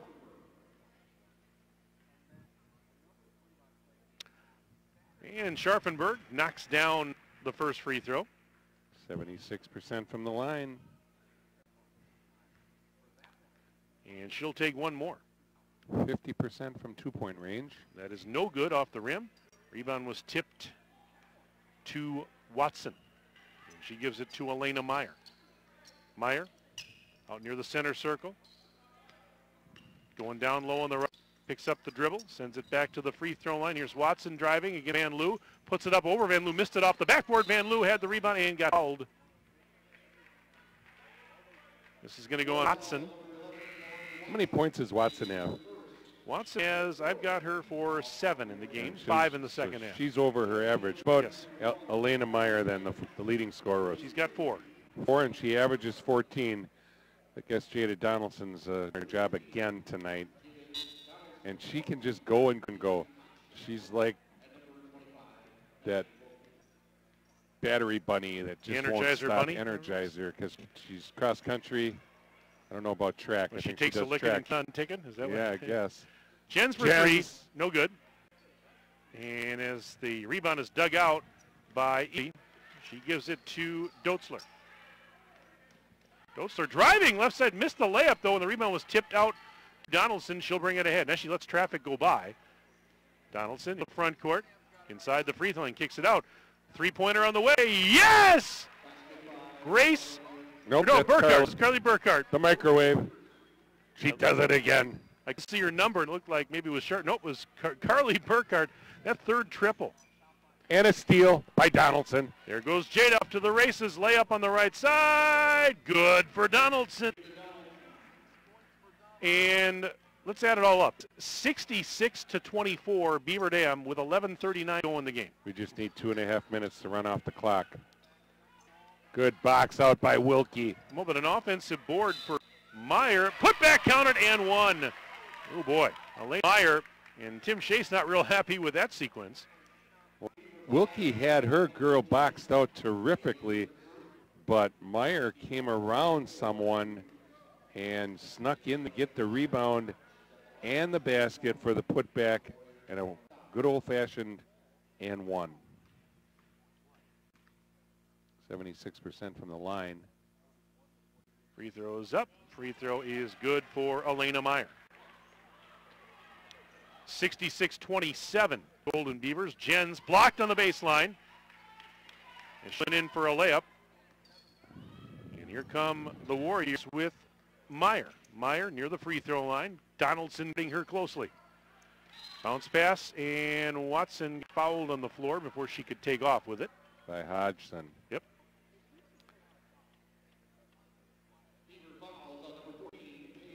So Hodgson picks up her first. Team foul situation now, 5 on the Golden Beavers, 4 in the half on the Warriors.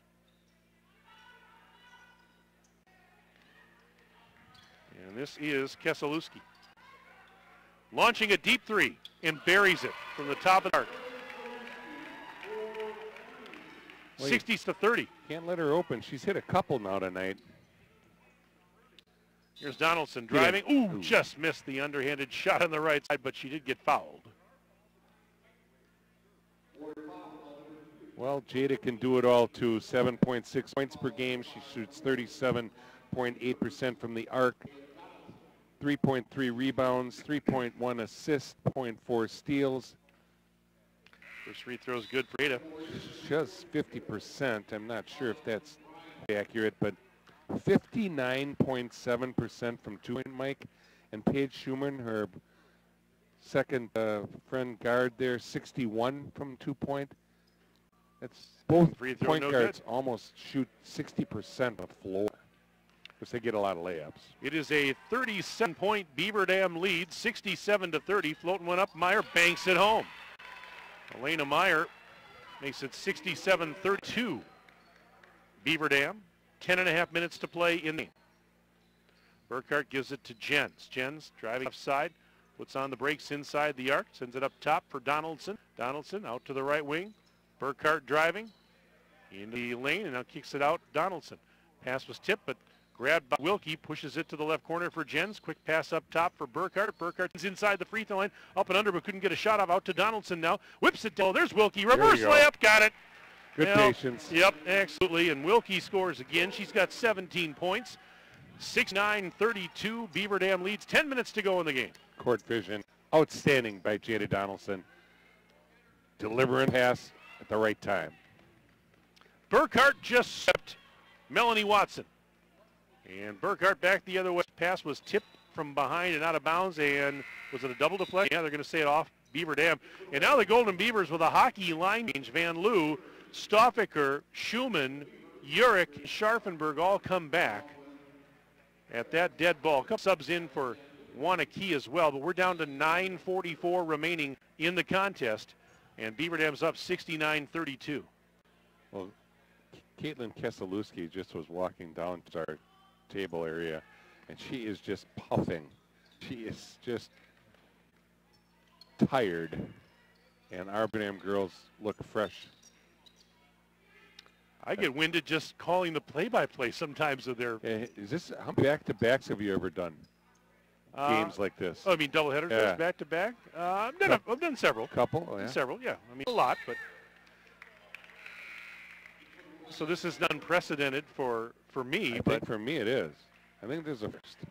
I mean, we did the Marshall State Championship game and then the Beaver Dam State girls Championship last year. That was the ultimate, yeah. But there was a little of a break. Right, we had about a 45-minute break in between. Yeah, we had a Not chance much. to take a breather. This one we didn't Chance have to get a hot dog and up for 45 minutes, but that was about it. So I think this is my first back-to-back legit. And you've held up well, Kirk. I'm proud of you. There's a shot no good for Maddie Farnsworth. Beavers have the rebound to Schiffenberg. Comes away with it. Throws it out to the right side for Urich. 8:45 to go. 37-point Beaver Dam lead. And Scharfenberg at the top of the silo. Out Please to Schumann go for in. three in the Please lead. go The in. 40-point lead, I should say. Missed it. And the rebound for Robin Ryan. Yeah, I know you wanted that one to go through because it would have pushed it to a running clock. Stoffaker tried to block a shot, but instead it's Lauren Stotz scoring over Stoffaker. 69-4. 8:18 to go in this one. Well, much as it has happened so many times in the recent past, the drama was out of this one extremely early. Stoffaker for three. Bullseye. Stoffaker makes it 72-34. Now it's a 38-point Beaver Dam lead with just under 8 minutes to go. Well, and some of the girls, if you notice, they've got the pre-wrap on their head and a lot of ponytails, but they got the pre-wrap to keep sweat and stuff out of their eyes. Layup no good. Farnsworth offensive board put back and one for Kiana Schmidt. And get the offensive rebound put back because no box out.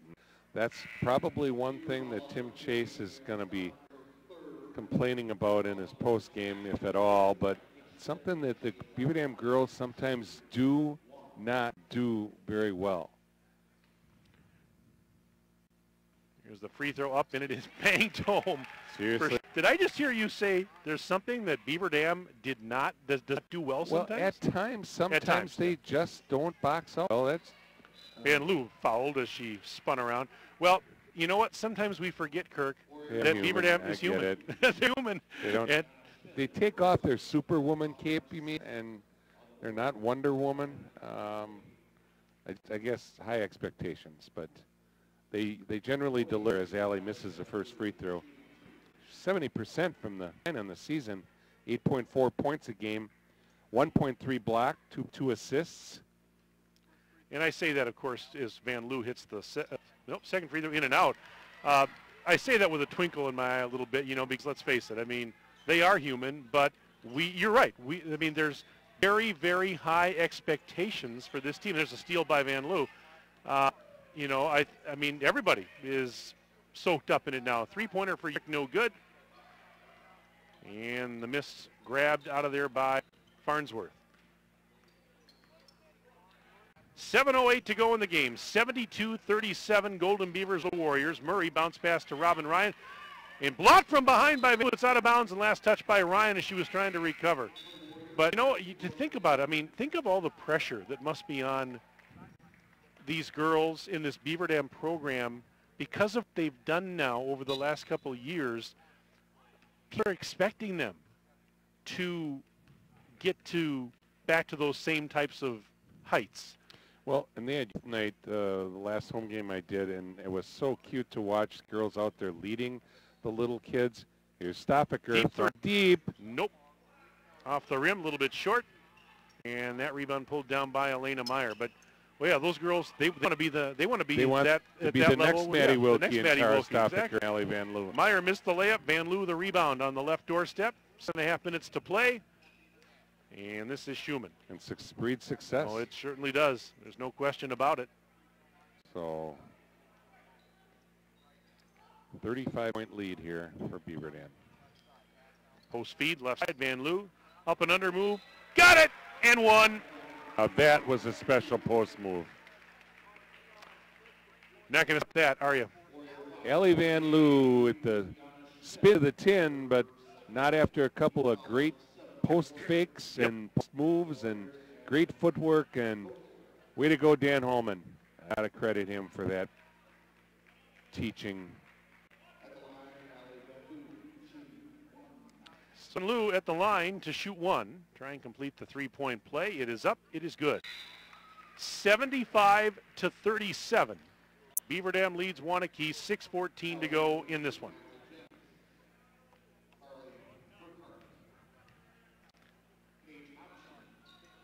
Right now, a drive by Doetzler. pulled up on the left base, and they work it to the right corner. Three's on the way. It's no good. And the rebound is out of bounds, and going back to Beaver Dam was a missed three by Brooke Ely. In for the Golden Beavers now is Anna Streblo, 5 junior. Natalie Jens out there along with Carly Burkhart, Paige Hahn, and Avery Stonewall, the 5'8 sophomore, now on the floor. Streblo popping a three. In and out, no good. I thought that was going down, and actually she was halfway down before it came out. 5:43 left in the game, 75-37, Gold Beavers on top. Baseline move, there's a shot up off the rim, no good for Elena Meyer. Stonewall the rebound, gives it to Natalie Jens. Jens, up at the top of the arc, left side dish. Burkhart for another three. Got it! There we go. Now we... Burkhart with 4 3-pointers in the game, and it's 78-37. Now we've got the running clock. Here's a drive by Farnsworth. Missed the layup on the left side. Stonewall with the defensive carom gives it to Natalie Jens. So we'll have a running clock the rest of the way now, as Beaver Dam has got the lead to 41 points. And we are now down to exactly 5 minutes to go on this one. Hodgson, spin move. Missed the turnaround shot, and the rebound for Watson. This is Farnsworth, bounce pass taken by Ely. She's in the right corner, driving towards the free throw line. Bounce pass cutting Watson, layup, missed it. Rebound is loose, and Jens tries it down on the baseline. And she'll bring it across of basketball. A fun doubleheader, and if you're a fan of Beaver Dam boys and girls basketball, you've been loving this night. Well, the boys get a thrilling overtime win, and the girls dominating from start to finish in their game. They can put point on that scoreboard in a hurry. Shot is up and in for Melanie Watson. 80-41. Beaver Dam continues to lead with 3.5 to play in the game. Jens for three. Gee. And it's nothing but for Natalie Jens. Telling you what, folks. Are you kidding me? This is a clinic. 83-41. In the last 5 games, they've scored 89, 91, 92, 74, and now they've got 83, but it's a running clock, and it's going to get down to about the 3-minute mark. So this is going to go quick in the next 3 minutes, especially when subs come in. And look who is out back on the floor, Mike. Grace Medeiros checks. 5'4" junior back from her injury. Nice to see Grace on the court again. Yeah, she was out for about the last month or so with a medical issue, but she is back, and as you said, good to see her. Paige Jagodinsky also on the floor. The first free throw's up and good for Watson. So right, you've got Hodgson, Streblo, Medeiros, Jagodinsky, and Stonewall out on the floor for the Golden Beavers. Second free throw good for Watson. Nice stroke, actually. 62% from the line. It is 83-43. Golden Beavers up 40 points with 2:13 and counting left in this one. Well, man-to-man defense by Waunakee now. They started out 2-3, then they showed a 1-1, got a turnover, and really never came back to it. Medeiros in the corner having trouble with the basketball. Tried to get it to Hodgson, but it was intercepted by Robin Ryan. Ryan in for a layup. Missed it. Offensive board. Put back. That's no good for Keselowski. And then Stonewall rips down the defensive board. And one hands it ahead to Streblo, and she'll work it across the mid-stripe with $1:42 remaining in the game. And a 40-point lead by the Beaver Dam Golden Beavers girls. Into Stonewall. And she gets hold on her way up. The 5'8" sophomore, so there's another sophomore. So you look at Jens, Paige Hodgson, Jagodinsky, Maddie Wilkie, Avery Stonewall, all sophomores that you alluded to earlier. And it's first free throw, no good for Stonewall. In and out. And those were the girls from grades 3 through 8 that did not lose a game in the state of Wisconsin. And what you're looking at out here in the last stage of this game, Kirk, as you know, this is the future of the Beaver Dam varsity team over the next few years. And second free throw is good for Stonewall. And boy, future does continue to look bright, doesn't it? Well, that is for sure. Out of these 15 goals, they lose 5 seniors. Muscling her way up, Keselowski missed shot but got fouled. But we're down to 40 seconds and counting left in this game. Clock not going to stop now. 76% shooter from the free Medeiros throw line. picked up the foul. 8.2 points a game. First free throw is up. It is good for Keselowski, but down to 23 seconds left. And this should doing it as BM has got him doubled up. Second free throw also good. Minus a point. 84-42. Golden Beavers lead, 10 seconds left. And Streblo with 6 seconds to the top of the key.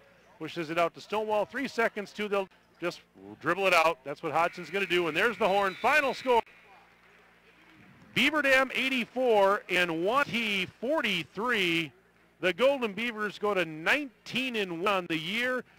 They're now 12-0, and they clinch a share of the Badger North Conference. It is the Golden Beavers' 10th consecutive conference championship. Congratulations to the Golden Beavers on a remarkable accomplishment that is now 10 consecutive conference titles as they clinch no worse than a share of the Badger North crown tonight. They can win it outright with a victory in their next game on Friday night at home against Reedsburg. But wow, what another dominating performance. Let's take a break. Back for the postgame after this on WBEV and DailyDodge.com.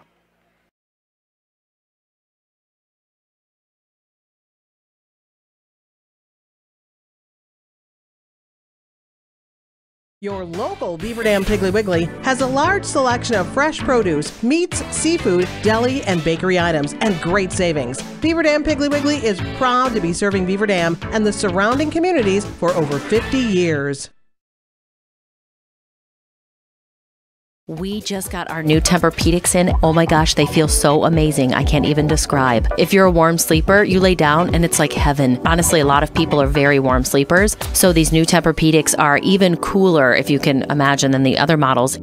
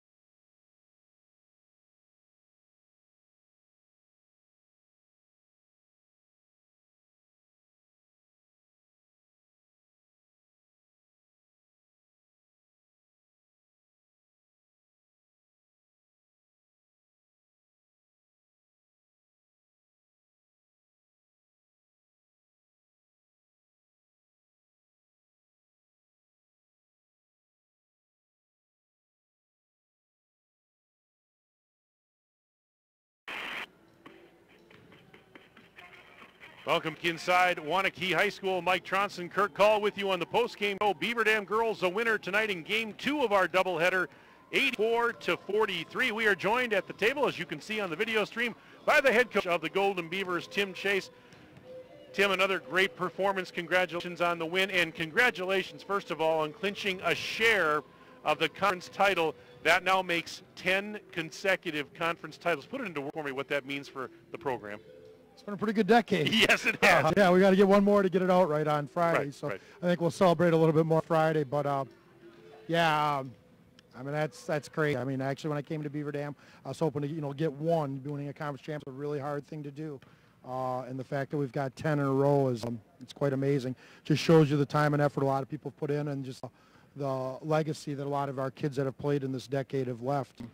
It's amazing. I asked some of the kids a couple weeks ago, I kind of name all the kids on some of these teams, and a lot of the kids, I was in 3rd grade when that kid played. So, it's pretty amazing to think about the group that we've had come through. So I can't say enough about all the girls. I think we've had 33 seniors that have completed that journey before this season, that finished through their program. Now we've got this group this year that have that opportunity to hopefully make that a special night on Friday. There's that old adage, that it's hard to get to the top and it's even harder to stay there. But now that's 10 years in a row on top of the conference. And like you said, you were alluded to, that's a testament to the tremendous, tremendous players that have come through Beaver Dam over the last decade. Yeah, I mean, once that first group got one, a lot of this group we had that year, they were, some of those kids were on the 0-21 team.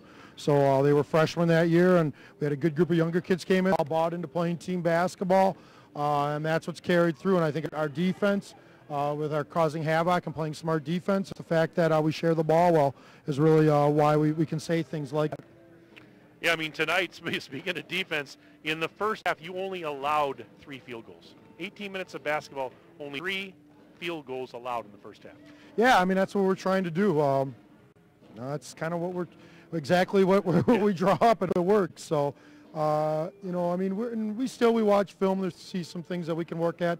Today we looked at some of the good things we do, which we like assists and steals, but we got to keep people off the boards a little bit more, and we need to cut down some of our own turnovers as well. Speaking of that, Kirk, maybe you want to take the next question here. I just said that one time Maddie had her girl boxed tremendous, perfect form, and somehow Elena came around, got the ball, got the putback, and won. I looked at you and I thought, oh boy, that's something that we need to work on. So that's one of the things I anticipated you having to say, that's an area of concern. It is. I mean, if you look at the game, it always comes down to turnovers, rebounds, free throws, and then just, you got to rebound. You can't put teams on the foul line, and you got to take care of the ball. And, we like to add defending the 3 in there as well. But, yeah, if you don't rebound, you give teams a lot of second and third chances. Sometimes we take advantage of those too on the offensive end, but we'd certainly like to do a better job on the defensive end times. Well, you call 17 out of the 21 turnovers in the first half. Again, they just flustered. I mean, your defensive pressure and chaos or chaotic stuff that you do is amazing. But, I mean, you're top 10. I said your second 5 when they were in there, they could be the second team in the Badger North. Yeah. Put a school name, and they're the second. It was kind of funny team. because I told the starters they were going to go back in at 2, and they all got up off the bench, and I sent them back because that group was playing so well at that point. So you guys can finish the half because they really did come out and they extended our lead even more. That group with Natalie Jens and Rachel Urich and Grace Scharfenberg and Paige Hodgson and Carter Burkhardt. And the microwave. Yeah. I call her the microwave. Carly can score. She can get up in a hurry. She can. I think she had 14 or something. She's definitely a kid we would have liked in Florida a little bit more. Well, well, and not only, I mean, we talk so much about, say hi everybody to Jesse Nelson. You're in the on background. The video here. He knows he's on the video. We've got our good friend Jesse Nelson from our sister station, ESPN 100.5 in Madison, full bombing the post-game interview. But Tim, we're talking about, and we talk all the time about the suffocating defense and how good you are. But Kirk made a comment tonight, and it's true. He says the girls not only play good defense, they just have fun playing defense, and they take it personal when somebody scores on them. And I kind of get that sense. It's always what I've wanted to have in a basketball team. I mean, for someone coached a long time, I've always wanted to have that attitude. When somebody scores that, you should just be take picked it off. Personal. Yeah. And somebody scored on you, and you better not let it happen again. And the team takes it to heart. And that's there's a lot of special things they've done, but I love the way they compete. I mean, of all things I can think about basketball, over there is about the kind of kids you want. I mean, you want good teammates, you want kids that have skill, athleticism, but you want kids that want to compete in every single possession. It's fun to watch. Another impressive performance. Can't wait for Friday night. Senior night, going to be sad. Should bring an extra. Yeah, it's going to be tough. I'll hold it together tonight. I didn't do too good of a job last time at Beaver Dam when I saw them out there, but that's fine. But yeah, it's going to be a great group of seniors, all 7 of them that we've got, with Arissa and Laney, our 2 managers, who will suit up at the end of the year here as well. And so it's an amazing group, and our other kids do everything they can to make sure they go out in the best way this season. All right, well, we're going to be there Friday night, we'll Tim, be there as always, and looking forward to it. Congratulations tonight on the win, and be safe on the drive. And a double victory. That was fun. It was. Congratulations, Coach. That boys game was really exciting. That was an awesome game. I really enjoyed that. I mean, that was awesome to see good basketball played. So congratulations to Tim Ladger and his team, too. Get home safe. All right. Thanks, Tim. All right, Tim Chase, head coach of the Beaver Dam girls, joining us on the postgame. His team a winner 84-43. Let's take a break. Back for more of the postgame in a moment. WBEV and LeeDodge.com.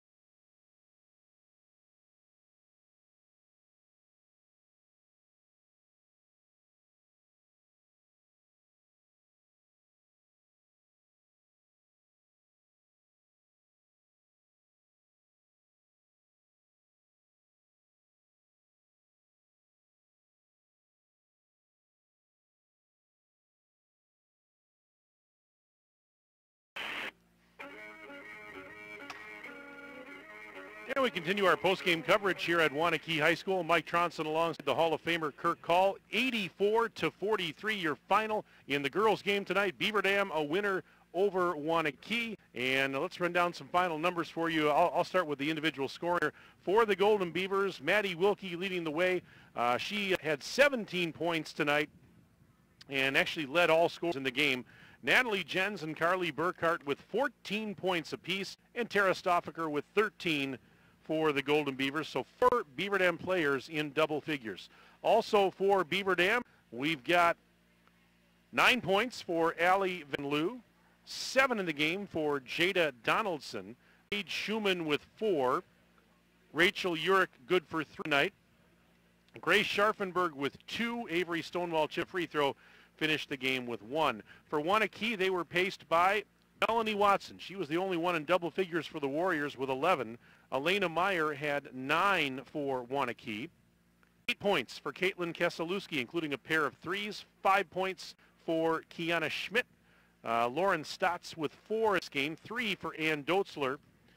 2 points for Maddie Farnworth, and 1 point for Robin Ryan off the bench. 4 girls in double figures. 2 of them were the sophomore and junior combination of Natalie Jens and Carly Bird, who combined for 28 of the 34 bench points, 14 each for Jens and Burkhardt. Outstanding. 24 rebounds for Waunakee and 24 rebounds for Beaver Dam. That's official, obviously. I had Van Loo with 7. Nobody else really more than 3. And turnovers, 17 of their 21 turnovers in the first half. That's how Waunakee was down 47-12. They did shoot 11 for 15 from the free throw line. Beaver Dam 9 of 15 from the free throw line, committed 10 turnovers tonight. Let's take one last break. Back to wrap it up after this on WBE 1430 and DailyDodge.com.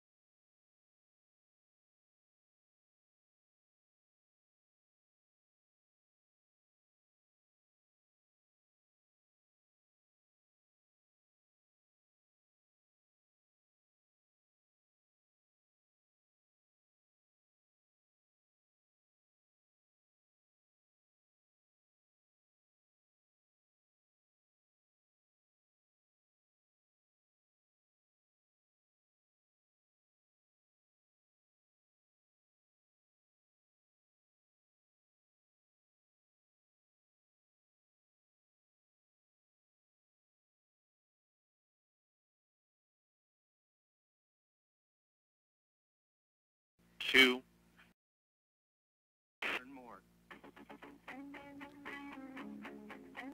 And back at Waunakee High School one last time with you, Mike and Kirk. Again, what an evening of high school basketball. Our doubleheader was a thrill, and glad to tune in for both games. And if you're a fan of Beaver Dam hoops, you were probably loving what you saw in this game. The Beaver Dam girls tonight, a winner over Waunakee 84-43, and earlier in the evening, the Beaver Dam boys got a thrilling 67-64 overtime win over Waunakee in the first game of our twin bill. And of course, it's always twice the fun to broadcast with Hall of Famer Kirk Call, but the Beaver Dam boys and girls both winners tonight, and just some outstanding play on both sides. Very impressive. Special night. Going to be another special night coming on Thursday for the boys when they host undefeated Mount Horeb. We will be there for that game, unfortunately, but we will be there for the girls on Friday. It's senior night or whatever for their last quote regular season home game. They're getting 2 more home games on the 22nd and 23rd of February. Right. Seeding meetings come. They're going to have the 1 seed. But long story short, it's going to be a very emotional night. And please tune in or watch it on the Daily Dodge video live. But yep. Great job, John. Yeah, just to mention, folks, on Thursday this week on WBEV and Daily Dodge, we have Beaver Dam boys hockey action as Beaver Dam will host Waunakee. That's a 5:30 face-off with pregame show around 5:15. Join us for that. And then on Friday night, we've got the Beaver Dam girls, as Kirk mentioned, hosting Reedsburg, 7:15 tip-off, 7 o'clock pregame right here on 1430 WBEV and DailyDodge.com. We want to thank all of our sponsors that made this broadcast possible tonight. Our video stream sponsors, we thank them again, QBS Law Office and Jimmy John's of Beaver Dam.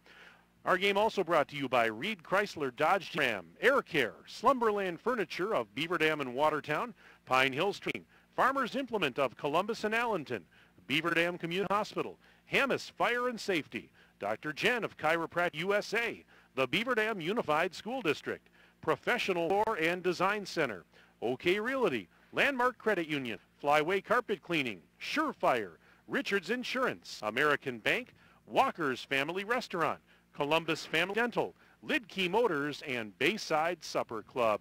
Again, thank you everybody for tuning in. Hope you enjoyed both ends of our basketball doubleheader. Again, final scores again in the boys game earlier tonight. Beaver Dam 67, Waunakee 64. That was in overtime. And in the girls game here that just completed a few minutes ago, Beaver Dam 84 and Waunakee 43. If you're on the road tonight, be safe. Please slow down and get to where you're going in one piece. All right, folks? And to our good friend Rob Hernandez, who sent us out a little message today out in California. Buddy, we made it. Tronny did it. We made both games. He's still got a voice. He's still going to be talking on the way home, folks. Have a good night. Thanks for listening or watching. All right, that's going to wrap it up. So, again, thank all of you for tuning in. Again, thanks to Rusty, our engineer, back at the 1430 studios. Justin's here on site. He's running the video stream for DailyDodge.com. And for the Hall of Famer, Kirk Call. Mike Tronson saying so long. Have a pleasant evening. Be safe on the roads, and we'll talk to you again later in the week. This and a DailyDodge.com and WBEV Sports presentation. Good night, everybody. Good night.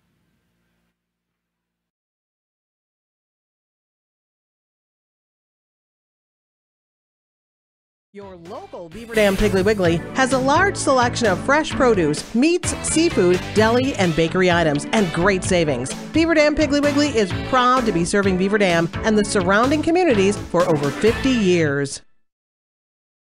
We just got our new Tempur-Pedics in. Oh my gosh, they feel so amazing. I can't even describe. If you're a warm sleeper, you lay down and it's like heaven. Honestly, a lot of people are very warm sleepers. So these new Tempur-Pedics are even cooler, if you can imagine, than the other models.